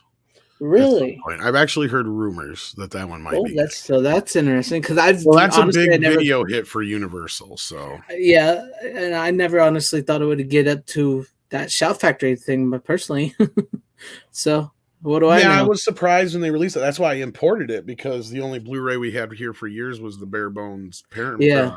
Universal release, and then Shout did that after I had imported the other one. But I don't know if I got that one or not. I might have bought it, but if not, I've been waiting for it to go on sale so I can. But yeah, It's such a great movie. It's such a like. I love how he like sets it in this perfect suburban like neighborhood. I think I watched the work print, because the work print of the ending is different, right? Yeah, that's what I've heard. I haven't watched the work print Yeah, yet, but then I I've actually watched heard that, but it's some been, good like, things about it. 6-7 years, because I think the Arrow version came out in like 2014 or 15, Yeah, and but that's on there. So yeah, it's just a great movie, Runner. I think you would like it if you've never seen it. You would like this one. I've heard of it. I need to watch it. It's a great it's a Joe flick. Dante film. It's Joe Okay. Dante. It's got all of the Joe Dante isms. It's got Robert Picardo. It's got Dick. What's his name? He's Dick? in like his name's Dick something. I can't remember his last name. Dick. He's in every one of them. It's just great. It's like this. I go say it's like this perfect suburban neighborhood. He knew how to like capture this, because I used to live in a suburb a long time ago, and It's $23.99 right now. Is yeah, that worth it? this Shout Select, I would say probably. Because like the cheapest one I think I've gotten from Shout Select, it's the only one I have, is John Carpenter's Elvis. Well, we had a new release drop in the or at least a release date for drop in the meantime while we've been showing. What was it? This kind of got me worried. Oh boy. Here, I'll just share it. Yeah, share it real quick. This comes out in July, but it doesn't appear to have a 4K with it like we originally promised. This looks like just a standard Blu-ray. Oh yeah, I heard about this. It's just a re-release of it. Where's the 4K we were rumored? Yeah, I did hear there was supposed to be a 4K. It looks there like better be. I have a bad feeling that I think from what I've heard is that it's just going to be the re-release of the Blu-ray in the steelbook that they had before. Fucking Paramount doing it again. Yeah. Dirty motherfucker. Yep, I've heard about that. I was going to bring that up at one point, but I forgot about it. Yeah. No, that just dropped on Blu-ray because I was looking to see if I have this version of the It's driving me nuts now. I'm like, do I or not? Fuck. Yeah, but it's like far as Shout Select goes, this one I would say might be worth it. I got mine free. It was a birthday gift, but nice. it was but when I got it, when they bought it, it was only $20 at the time. So, okay. That's cool. But I would say it's worth it. Like we've talked about some, like Tom talked about Liar Liar and all that. This one is worth it because the original US Blu-ray was nothing but the alternate ending and the movie. Oh, it did have that on the other one, but yeah, it had the alternate ending. That was it. Because I still have the original Blu-ray. Mm-hmm. I don't remember if I ever had the original Blu-ray or not. But this scan is so much better than that scan. So much better special features. Plus, I got this slipcase, so I'm happy for that. and like it's so good, like just to see this. Like Carrie Fisher's in it, and she's really young in it. She's really good in it, and it's just like the whole town, like this whole little suburb of weird people who think their neighbors are murderers because they've come in and they hear strange noises and the grass is dead and it looks like the Munster house. Funny enough, it was actually filmed in the same backlot as the Munsters. Corey Feldman's house is actually the Munsters' house. Yeah, they just repainted it. So I didn't know that part. You didn't know that? It's actually the cul-de-sac is actually the Munsters' cul-de-sac. No, I don't think I knew that. Yeah, and Corey Feldman's house is the Munsters' house. I forgot. And by then it had been remodeled like 100 times by the time it got back to him. So why am I not finding the fucking Burbs in my list? Well, I know it sucks because it's got that little hyphen, so it's all fucked up. But yeah, is it under the? I didn't see it under the either. But and it's a great horror comedy, Runner. I think you dig it. And if anybody never seen it, check it out. It's really good. It's a really good movie. That's cool. I'll check it out at some point. Hey, garbage man. Yes, Brother Theodore is in the Burbs. Yes, he's one of the weird Klopeks that live in a creepy house. Bruce Dern. See, that's like we talked about. I brought on Weekend at Bernie's last week. It's a great summer movie. You know, it's starting to get warm and stuff. So I've been kind of watching like sort of summer movies and sort of like there's teen, you know, there's like sex comedies like Porky's and them. So this is a good one. It's a good summer movie. It doesn't quite say what holiday because they're like off for, like the people in the suburb are off for work for the holiday. It doesn't say if it's like the 4th of July or Labor Day or something. So it's like you can watch this like at the start of spring, and it's really great. Just like a great slice of American cinema. There. Mm. Yeah. Cool. Yeah. About a 9 on the tension scale, Rube. It's lines from the movie Runner. But Tom, did you ever find it? I don't think I have that version yet. So It's good. I was glad to finally get it on a better Blu-ray than the one I had.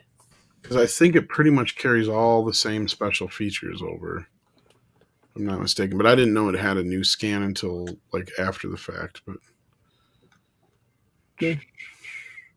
I'm not finding it in my fucking collection. Like, what the fuck? I know I have it, so it's like, oh well, whatever. Anyway, moving on. Moving on. I believe that was it for the night. Do you got anything else, Runner? Because I had one more. I technically, I had one more. Oh, go ahead. We don't really need to talk about it too much. It's Doctor Strange, first movie. Oh, the first one on Blu-ray. Yeah, that's I only picked it because of the new movie coming out. I liked that movie. Yeah, I liked it too. It was the best 3D experience I've ever had in a theater. Like seriously, like did I tell you the story where like I like there were like the best like time I could go to see like a movie was like at a certain time, and it was only the 3D one. That is a really good 3D one. Yeah, and I had no like I thought it would be like a waste of like the little amount of other money I needed to pay for the 3D ticket, but then I watched it and I'm like, holy shit, this was actually worth the money to see it in 3D because I really like it. I know some people aren't fans of it. I like the first one. I think it was pretty good. I mean, watching it in 3D is so fucking good. I never saw it in 3D, but I actually like the first Doctor Strange. Yeah, it's pretty trippy in 3D. Yeah. Yeah. And I'm seeing the new one in 3D too. As am I. Tomorrow night. I'm seeing it Friday, but because what's his I've name? lost a little bit of excitement for. I have Madness. I especially after hearing some of the stuff with Chris Gore and believe Andre me, this morning. Oh my god, dude, that this afternoon for me. Honestly, I mean, I had lower expectations like as the movie was about to like come out soon, because I think like a few weeks ago it's like, was it they were like promoting the hell out of it, and like, oh shit, I forgot that movie was coming out, because it's like I don't really care about the MCU as much anymore, but I'll watch it just because I'm a big Sam Raimi fan. I've heard very mixed things so far, but for what it sounds like, I might not like it, but I feel like there'll be like tad things here and there I'll like, but for what it sounds like a disappointment for some people, because I did see Chris Gore's tweet. That was like the first thing I saw when I woke up, looking at my phone, and it's like I'm like, is it really that fucking bad? Because like Tom said, like I agree with like almost all of his takes on his like the only thing I think we don't agree on was No Time to Die. He liked it, I didn't. But like you said, I like the first Doctor Strange. It's good. Yeah, the first one was good. It was directed by Scott Derrickson, who was supposed to direct the sequel, but creative differences, and then he ran out, and I literally said, if Marvel were smart, they would get someone like Sam Raimi to direct it, but they wouldn't because they're stupid. And then there were rumors that he's in talks to direct it. I'm like, and I'm just like shaking. I'm like, oh my fucking god. Like I'm like, I this better not be bullshit. And then Sam Raimi just confirmed, like, yeah, it's happening. And I'm like, oh my god, yes. like I was hyped as shit for this.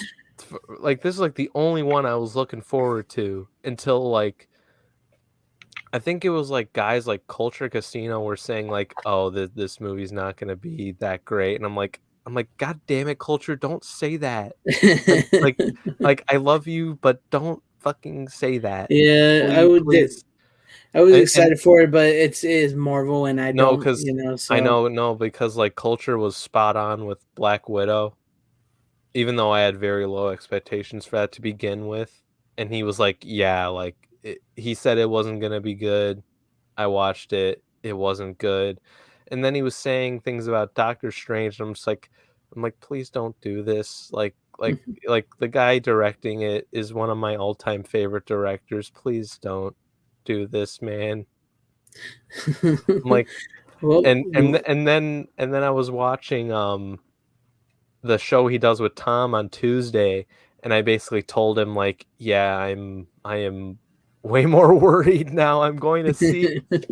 And Culture was like, yeah, I told you, Runner. yep. I'm just But, like, damn it. Yeah, it happens, but we'll see. But I don't have hopes for it. But No. Tom, what do you have for your last pick here? Well, I had to finish up the Irish Mafia, and Johnny Depp being in the news this week. Little Black Mass. Oh, Black Mass. Yeah. That's the Whitey Bulger one, isn't it? Yes, it is. Yep. It's a pretty decent film. It's not like 10 out of 10 or anything like that, but I enjoyed it quite a bit. Great performances overall. It's got Kevin Bacon and Joel Edgerton and Benedict Cumberbatch. Pretty good movie. Nice. I don't think I've ever seen that one. I remember his Dillinger movie I saw, but I don't think I saw that one. Yeah, the Dillinger one wasn't very good, which is sad because he filmed it near where I live. Yeah. But yeah. No, this is a much better film in that respect. Puts on a much better performance. Cool. For those who don't know anything about Whitey Bulger, if you've seen The Departed, that a lot of that's loose. What Scorsese, Scorsese, right? Yeah, Scorsese. Scorsese. Speaking of, did with that was based upon Whitey Bulger. So yeah. Oh, it's a good film, Steven. Good film. Little again, as far as the historical accuracy, they take some liberties. Yes. Pretty good. But like I haven't really seen it, so I can't talk much about it. Yeah, I mean, it just kind of talks about his rise to power by being a FBI informant because his brother's a senator and his brother's friend growing up becomes an FBI guy and he kind of uses his connections to try and build himself up in the FBI, but then he gets busted later on for kind of basically giving Whitey the free reign to do whatever the fuck he wants and kind of take over the area, and is what he ends up doing from the Italian mafia and all that stuff. So it's kind of the re-rising of the Irish mafia for a while. Basically until and he evaded people into like 2000 and I think it was 12 or 14 or something like that. He finally I remember hearing about Whitey Bulger being like arrested in like the early or like middle 2000s or something. Yeah, it wasn't too long before they made this movie. I know that. So. Yeah. Because I think he got caught while they were in the midst of either pre-production or something like that in this movie. So I bet that helped with the story. And it kind of feels like there's a tacked on ending with it, but yeah. That's interesting. I have to check that one out because, like you said, I've seen the Dillinger one. I didn't care for the Dillinger one. Yeah, Public Enemies was just not a very good film. I was very disappointed with that one. So. It was kind of disappointing. And on that note, I heard tons of stories about Johnny Depp. I didn't get to meet him personally, but I talked to a lot of people who did and who kind of worked with the production and stuff. And everybody ever said about him was he was the most gracious, wonderful. He would actually come out and sign autographs and shit all the time. Christian Bale wouldn't. I believe that. Because Christian Bale seems like that type of person. Well, just watch that clip of him behind the scenes of Terminator Salvation? Yeah, Terminator Salvation, and yeah, like your answer's right there. Oh, good for you! Good for you! Yeah. No.